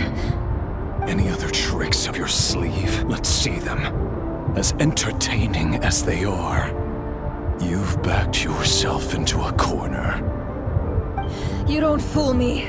I see your fear clear as day. I have to stoke his rage. Make him unleash everything. You fear what you could never defeat. You fear the thought of never being able to save your beloved. You cannot win the fight against fate, Rerir. Is that what you think? Well, now it's your turn to feel afraid!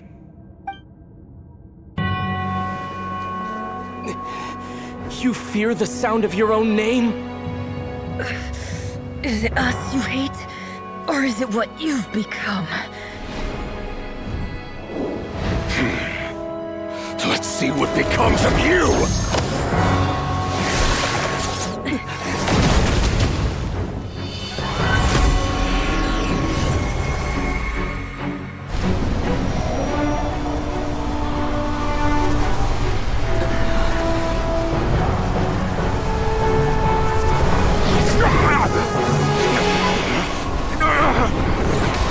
What's happening? That power. I've seen it before.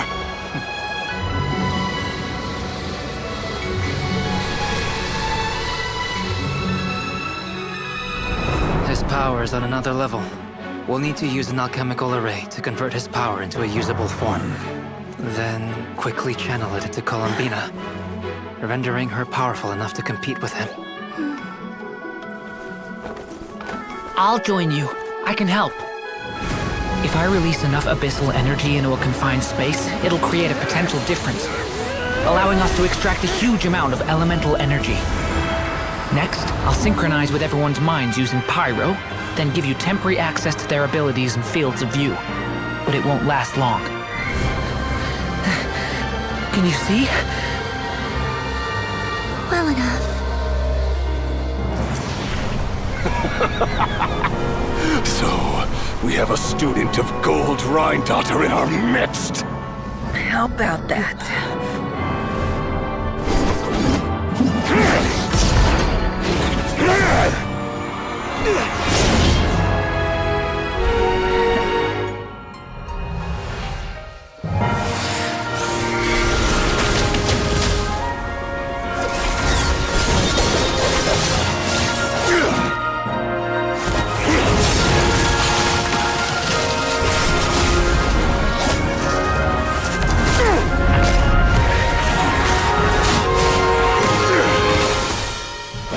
You use my own power against me? Just like how you stole Kuvaki. Look familiar?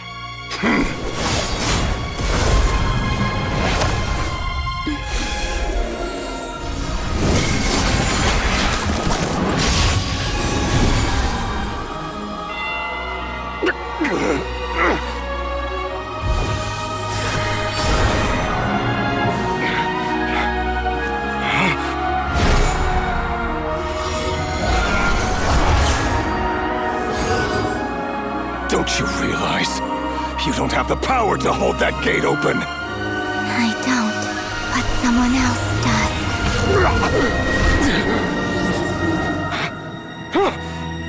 Goodbye, Rerir.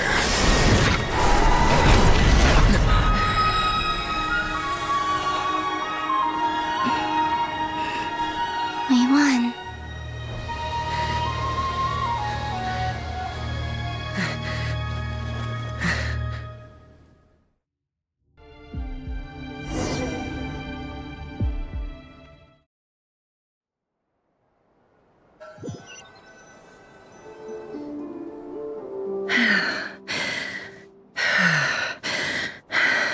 Nefer, how are your eyes? They're fine. Apart from the blindness, of course. It's not too late. Let me handle it.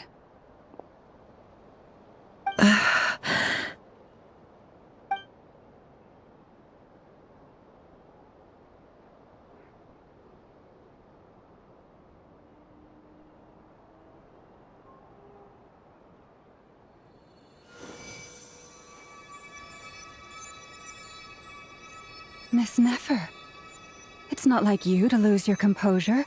That was the most reckless thing I've ever seen you do.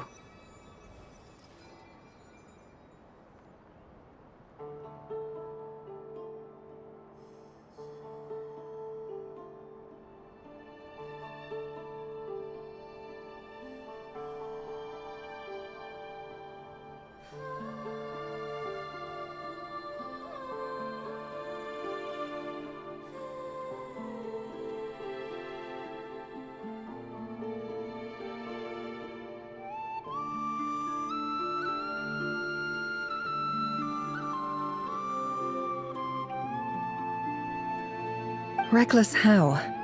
The situation was critical. Our lives were at stake. We had to do something. Even so. Okay. I guess you're right. Under the circumstances, it was a wise decision.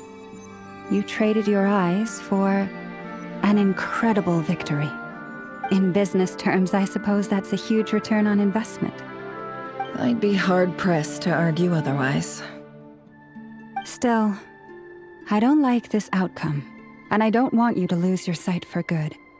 People suffer when they make sacrifices they shouldn't have to make, whether that means faith, strength, or in this case, your ability to even see.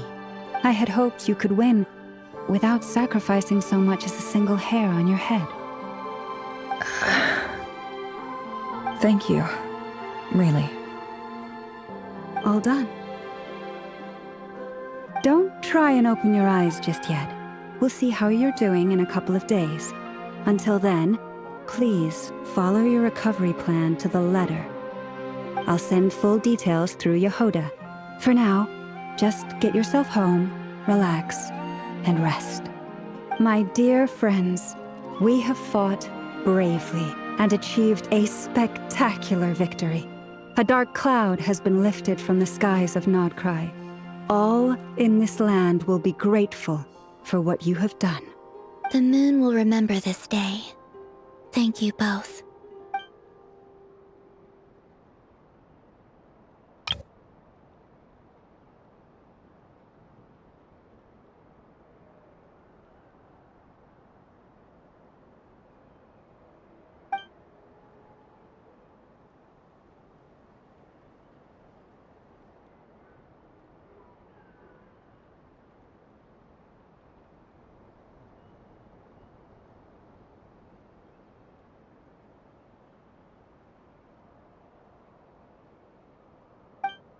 There's something I want to let you know.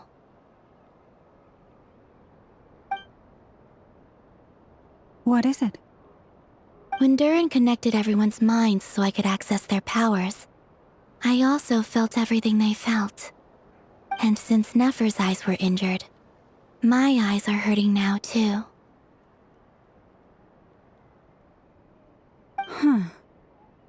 Hold on. Let me try. I only feel the pain. There's no actual damage. I just thought I should tell you. You're right. There's no damage. That's a relief. But I must say, I'm surprised to hear the Kutar share something like this with me. In the past, you never used to open up about yourself. Things are a little different now from how they were. I'm learning to share how I truly feel with my friends. Friends? You have no idea how glad I am to hear that.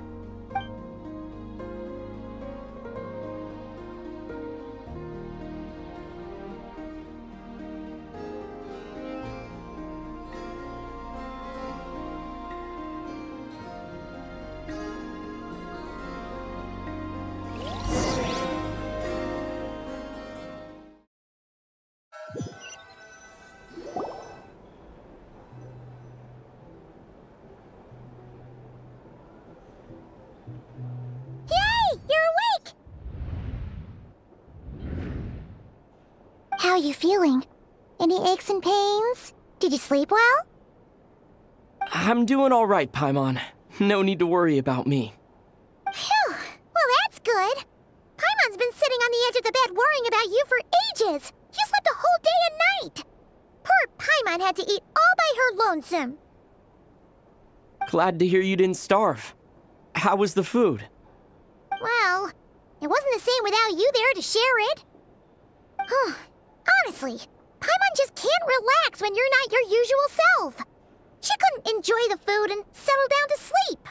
Well, I'm back to normal now. Oh yeah, and Albedo swung by earlier.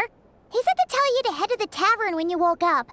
Varker and the others are organizing a victory feast and they want to celebrate with you. He also dropped off some medical supplies, but you seem fit as a fiddle, so guess you won't be needing those. If you're feeling up to it, let's head over now. Wouldn't want to keep them waiting.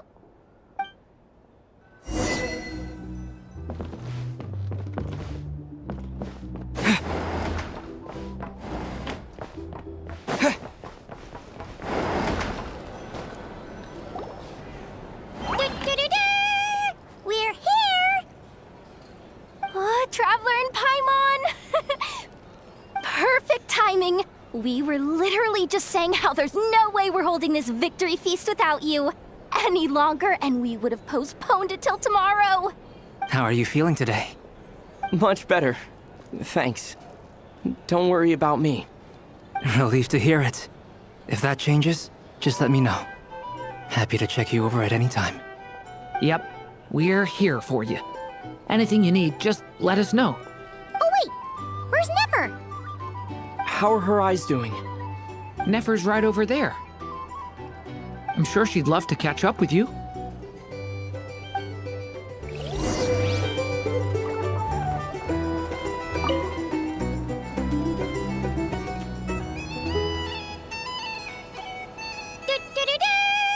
We're here! Oh, Traveler and Paimon! Perfect timing! How are you feeling today? Much better. Thanks. Relieved to hear it. Yep, we're here for you. Oh wait, where's Nefer? How are her eyes doing? Nefer's right over there. I'm sure she'd love to catch up with you.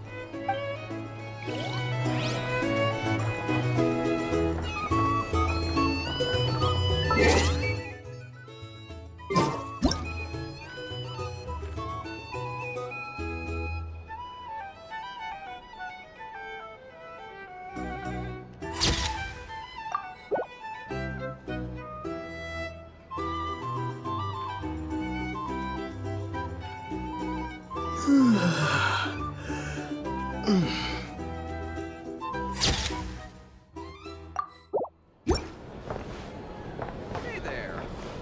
For a drink or two? Or perhaps a room for the night? I thought of 1,000 ways to congratulate you, but now you're here, words are failing me. The honorary knight stuns them speechless once again. Well said. The honorary knight showed us all how it's done. The other knights tell me that Mondstadt was the first stop on your journey. All of us are truly delighted to count you as our friend. I'd like to thank you for supporting the Knights of Favonius, and also for helping us save Nodcry. Nonsense! Of course I'm gonna mention it.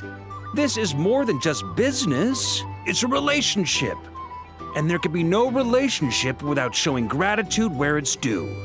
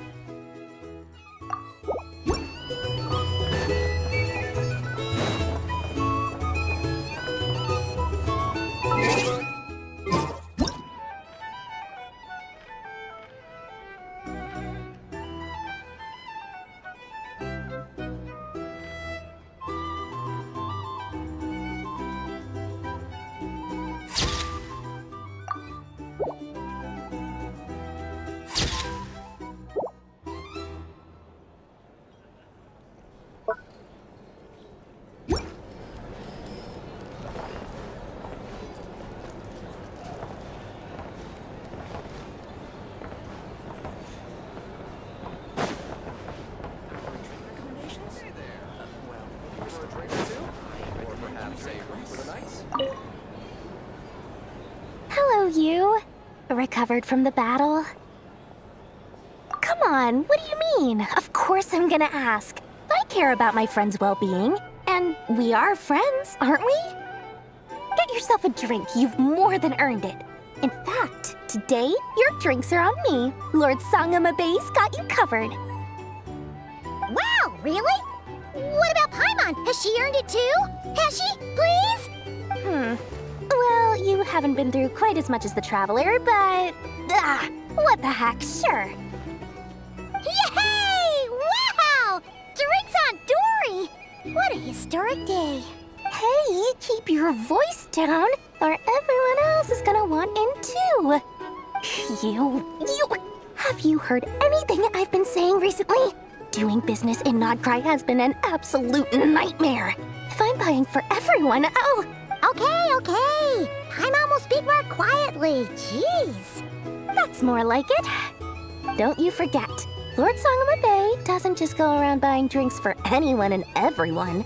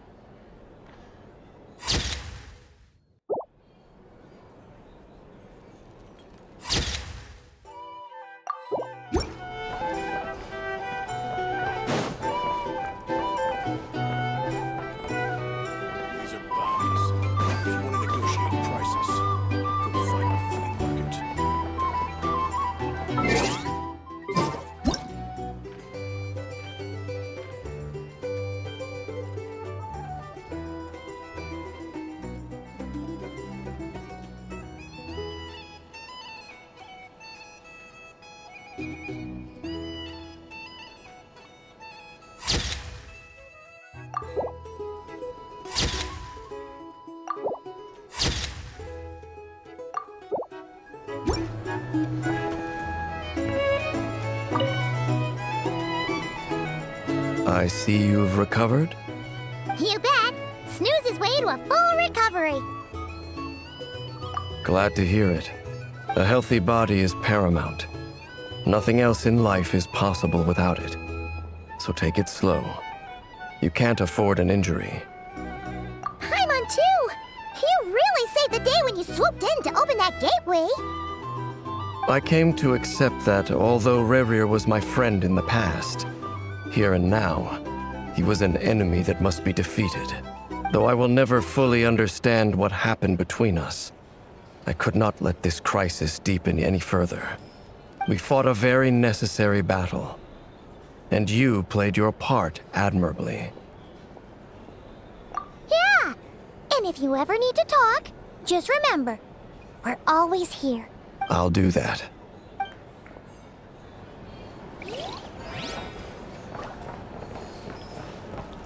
Our drink recommendations? Looking for a drink or two? Or perhaps a room for the night?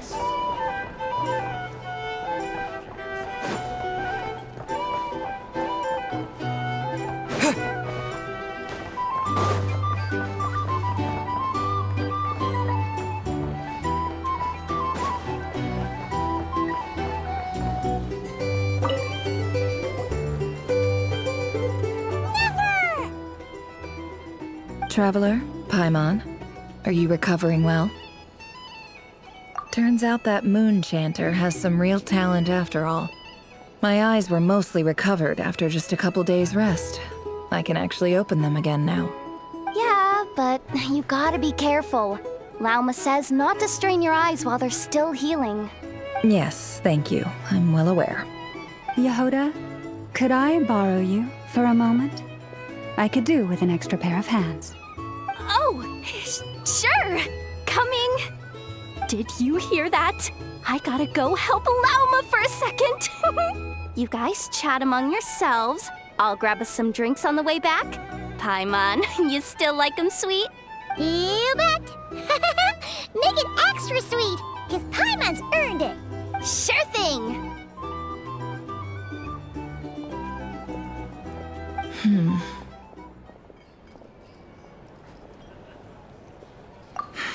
The Raker of Solnari. Kind of a snake, don't you think? No, definitely a snake. A poisonous one who spewed his venomous hatred everywhere.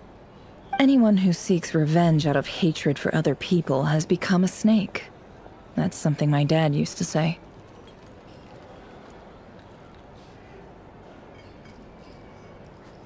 Perhaps. I'm sure it sounds like a very wise and open-hearted perspective to your ears. But me? I think hatred is a perfectly justifiable emotion. What else is left when everything you depended on in life gets stripped away? Something's gotta fuel that drive to keep on living. If you're worried about me, you can nip that in the bud. I'm not someone who gets stuck in the past. It's just... I suddenly feel like I was wrong to call my father a liar. He was just a fool. That's why the Academia turned their back on him, and why the other tribes ganged up on him. Oh, Father. How much better things could have been if you were a skilled liar. Look at the Ibis King. Thoth is a fiendishly cunning liar. And yet, strangely, he feels more like a father to me than my real dad ever was. He's never brought it up, but I'd bet he feels the same way. Why else would he give me the power to perceive the truth, while at the same time training me in the art of deception? Well, King Deshret banished him to Aru, which is essentially a prison, and posed 3 questions to him. He promised that he'd have his freedom if he could find the answers. His response was to take on a physical form and approach me, hoping that I could become his envoy and search for one of the answers on his behalf. Did he really think I'd fall for that? He's stuck there. He can't make me return what he gave to me.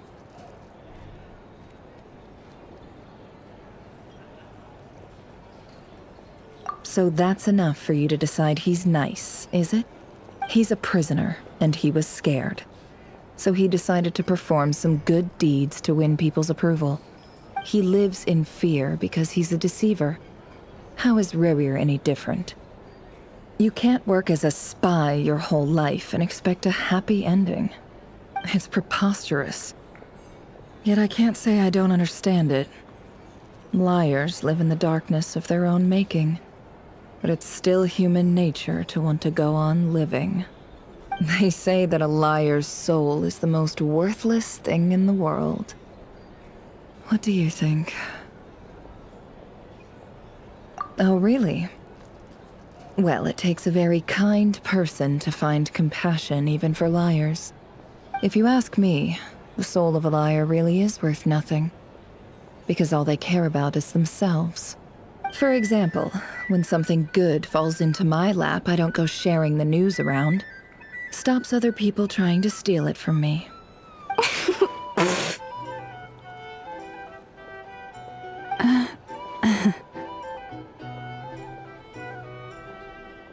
So be it.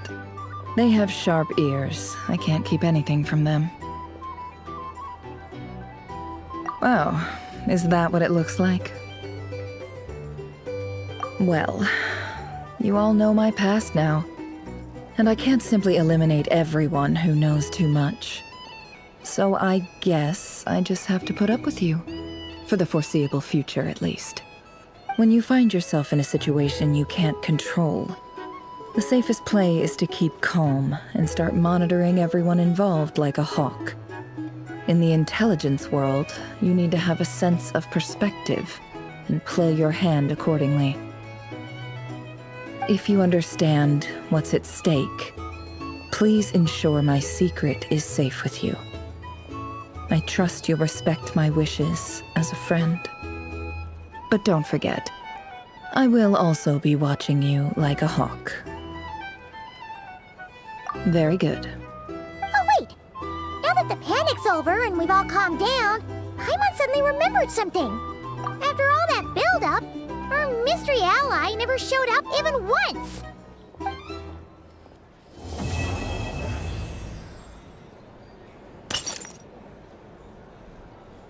Huh?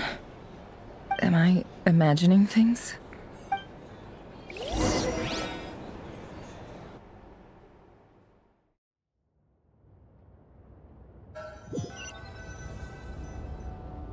So, that close colleague who stayed behind with you? What's he been up to recently? Don't know, don't care. I get more normal human interaction from hanging out with Bosco 2 than him. Although, now you mention it, he hasn't bothered me in a while. I wonder if... If he's disappeared without a trace, it's the biggest gift he ever gave to the world. But I somehow doubt that's what's going on.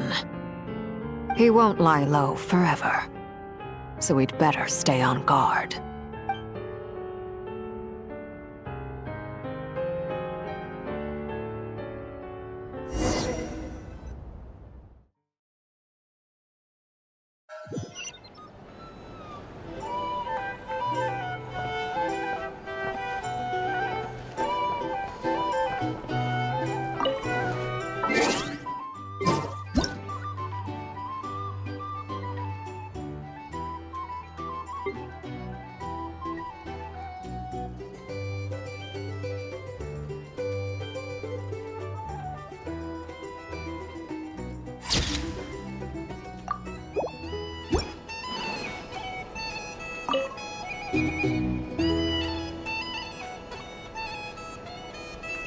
Ah, Lord Sangama Bay.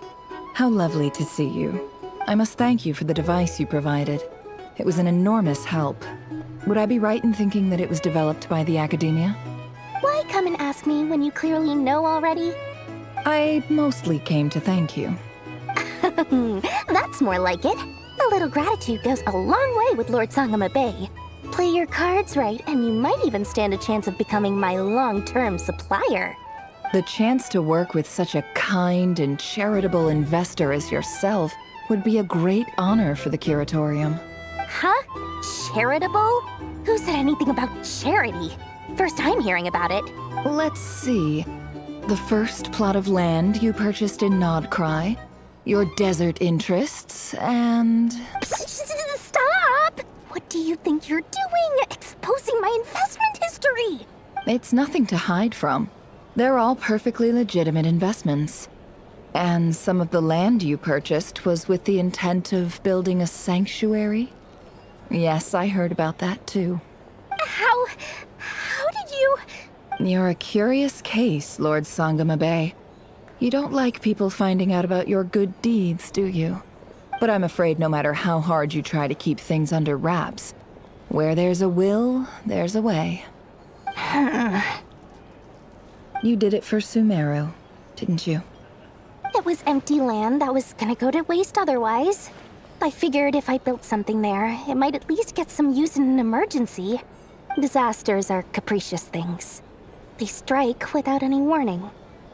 I've lost family to a disaster before, and I don't want to lose any friends or business partners if I can help it. My elder sister used to dream of finding a sanctuary. Somewhere with plenty of food, water, and medicine. Where everyone could live happy lives. It was something I looked into, but after discussing things with the Dendro Archon, I decided on a more effective strategy. The tech people handled the tech, and Moneybags provided the Mora.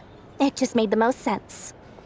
It's a pity that so few people know the truth about you. Everyone says that you view everything in terms of Mora, and all you care about is growing your own wealth. So, what's the problem with that? Everyone wants to be rich. It's human nature. So yes, I love Mora, and it's nothing to be ashamed of. But surely you have dreams of your own beyond just making Mora. You don't get it, do you? My dream is to invest in other people's dreams. And, you know, make a nice little slice for myself along the way. Just thinking about it makes me happy. That sweet, sweet sound of Mora. Thank you. For the device? And the pendant. Oh, that. I was just returning a favor. Don't worry about it. Seems like we've both been away from home for a very long time. Yeah. So long that I barely remember what my family even looked like. That would be your mother, father, and sister? Yeah, though it's been years since my sister passed away. It's not like I want to forget them, obviously, but memory can be even more ruthless than the most calculating business person. Beyond a certain point, if something isn't helping you, it just gets rid of it. My sister can't help me now. Slowly but surely, her face is fading from my mind's eye. It's become a vague impression. Not everything will fade. When loved ones pass away, the beautiful memories are the ones that last the longest. Yeah, that's true. If you ask me, that's the one silver lining in all of it. Well, that, plus, I'm sure that life is much better now than it was back then. Oh, absolutely. I have tons of Mora, a big beautiful house, business is booming, and I'm as happy as can be. You've got a lot going for you too. Boss of the Curatorium of Secrets? I'm sure there's plenty of Mora to be made in that line of work. I appreciate the vote of confidence.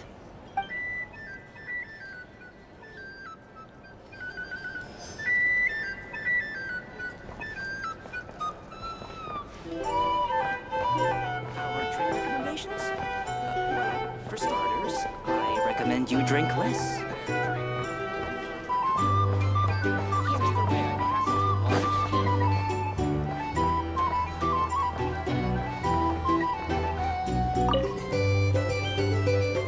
How have you been holding up?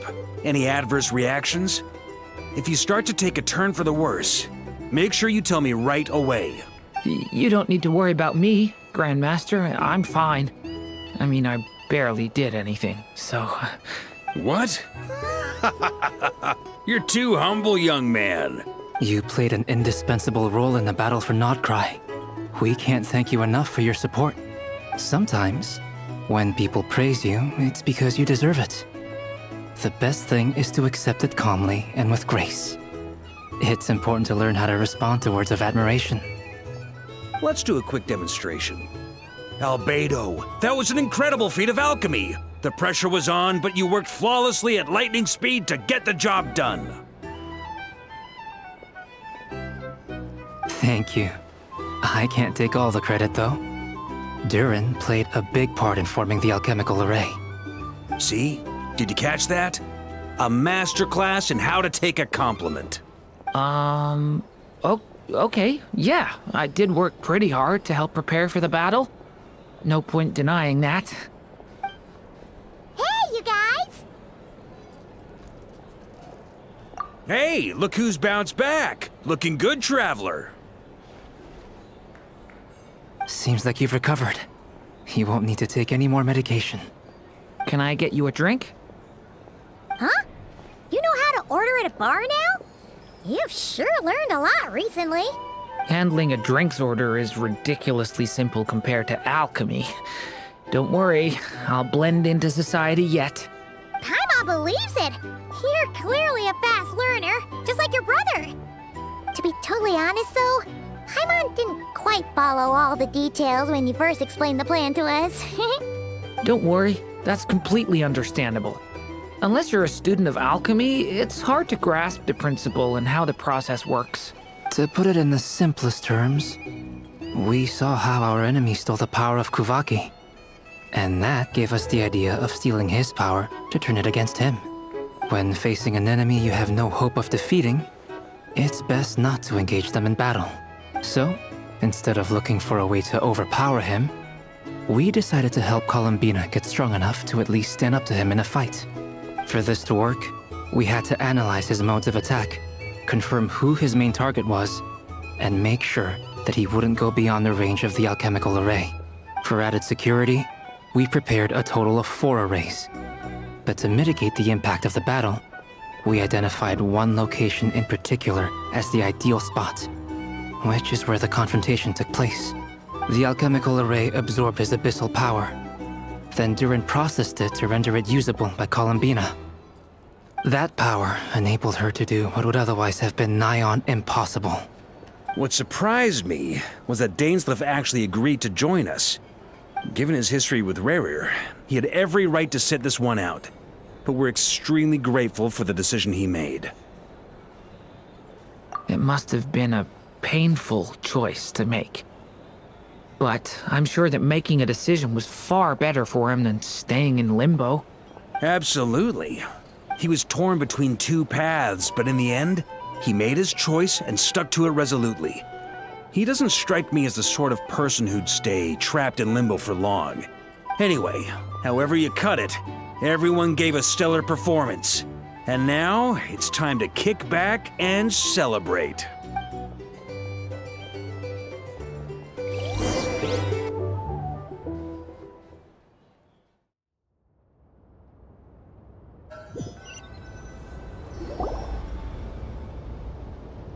That's the only reason you're here? Yes. I've thought a lot about it. And I've realized that you, me, and Arlecchino should be friends. I think this is very important. So I felt I had to come and tell you. Well, this is a new one. I'm so moved. I can't even hold my teacup. If that's all, you can leave now. Do you not want to be friends with me? Or is it that you prefer being co-workers? What is this, Columbina? Are you deliberately testing my patience threshold? Right now, my politeness module is active. But if you say another word, I swear I'll shut it down. If your politeness module was active, wouldn't you say the word please at some point? Polonia, please see Lady Columbina to the door. Will you still invite me to your next tea party? What? Yes, I think you will. Bye-bye, dear Sandrone.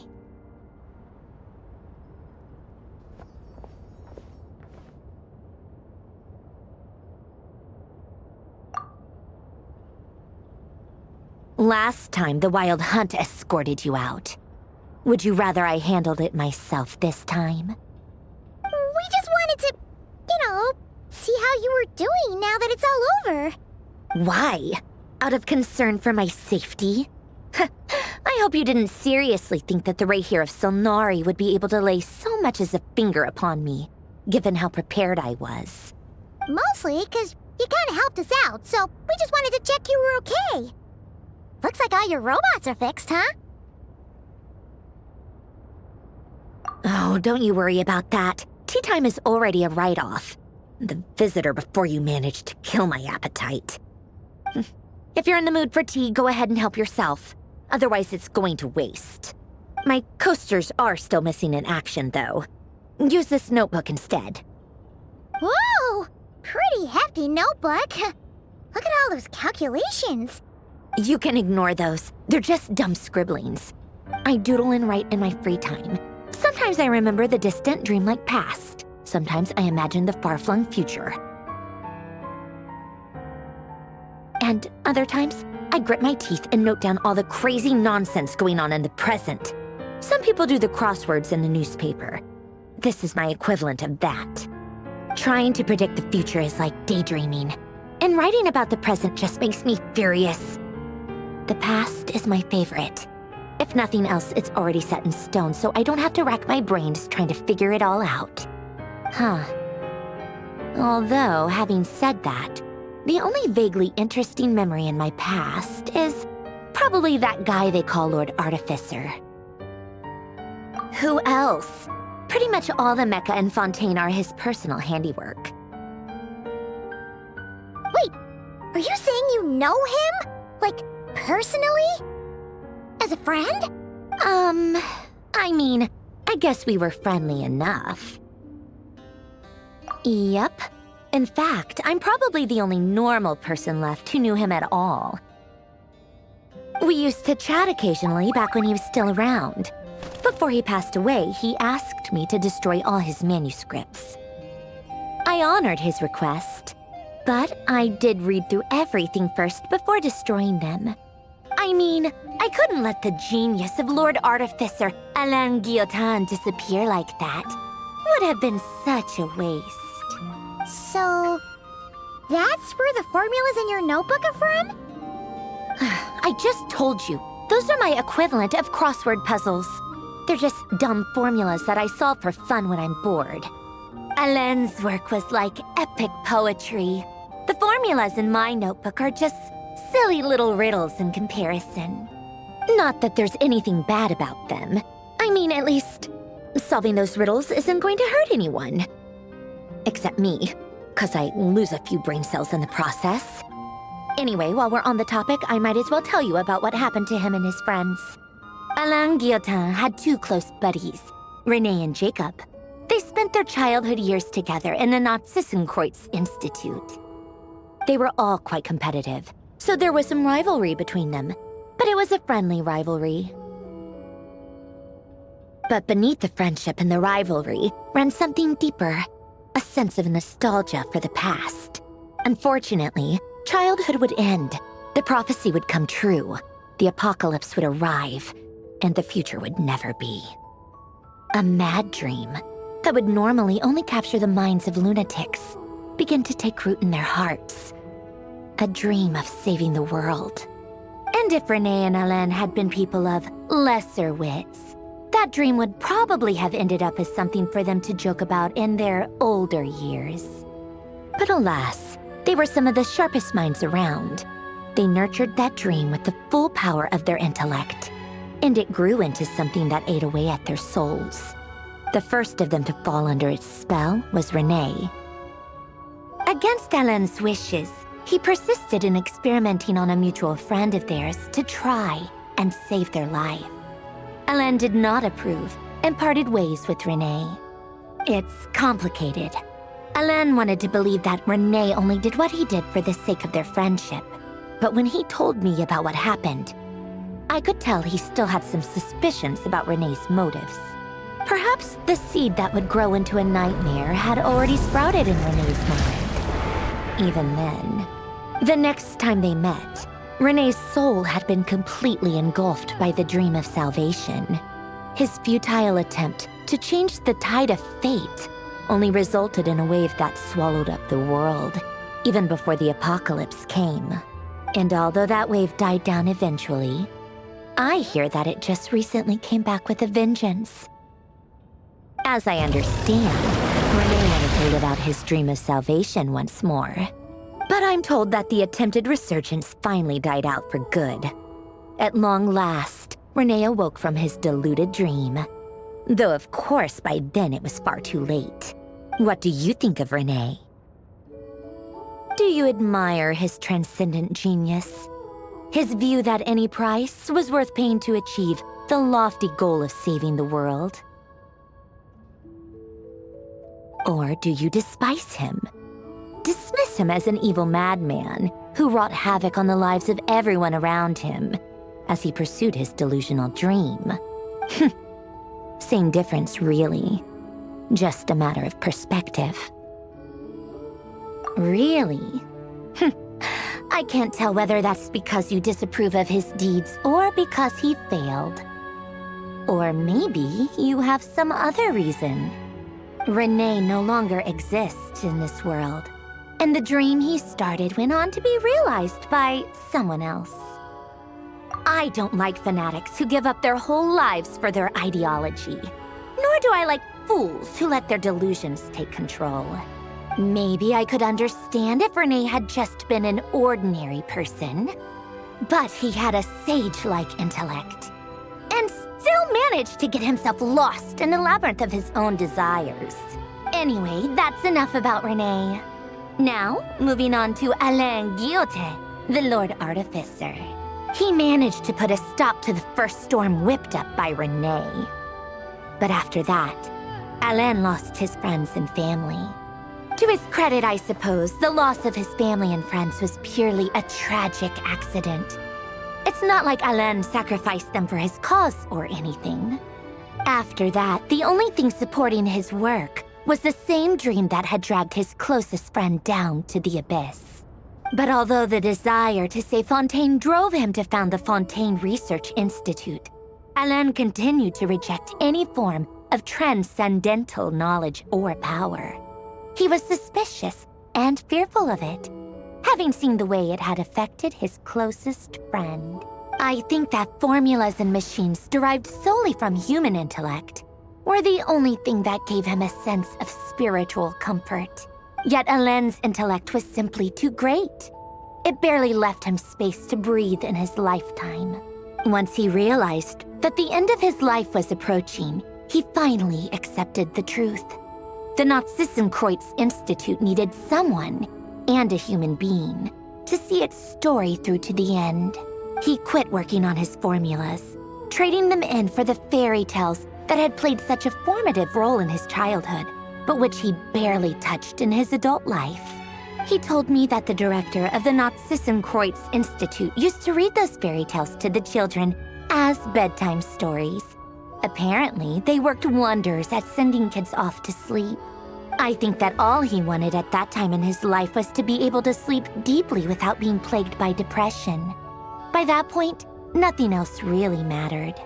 At the very end, he laid down to rest in the ruins of the former Nazissenkreuz Institute orphanage, while the Fontaine Research Institute he had founded continued tirelessly with its work. Many years after that, tensions over competing dreams would once again cause a rift, this time between members of the Fontaine Research Institute.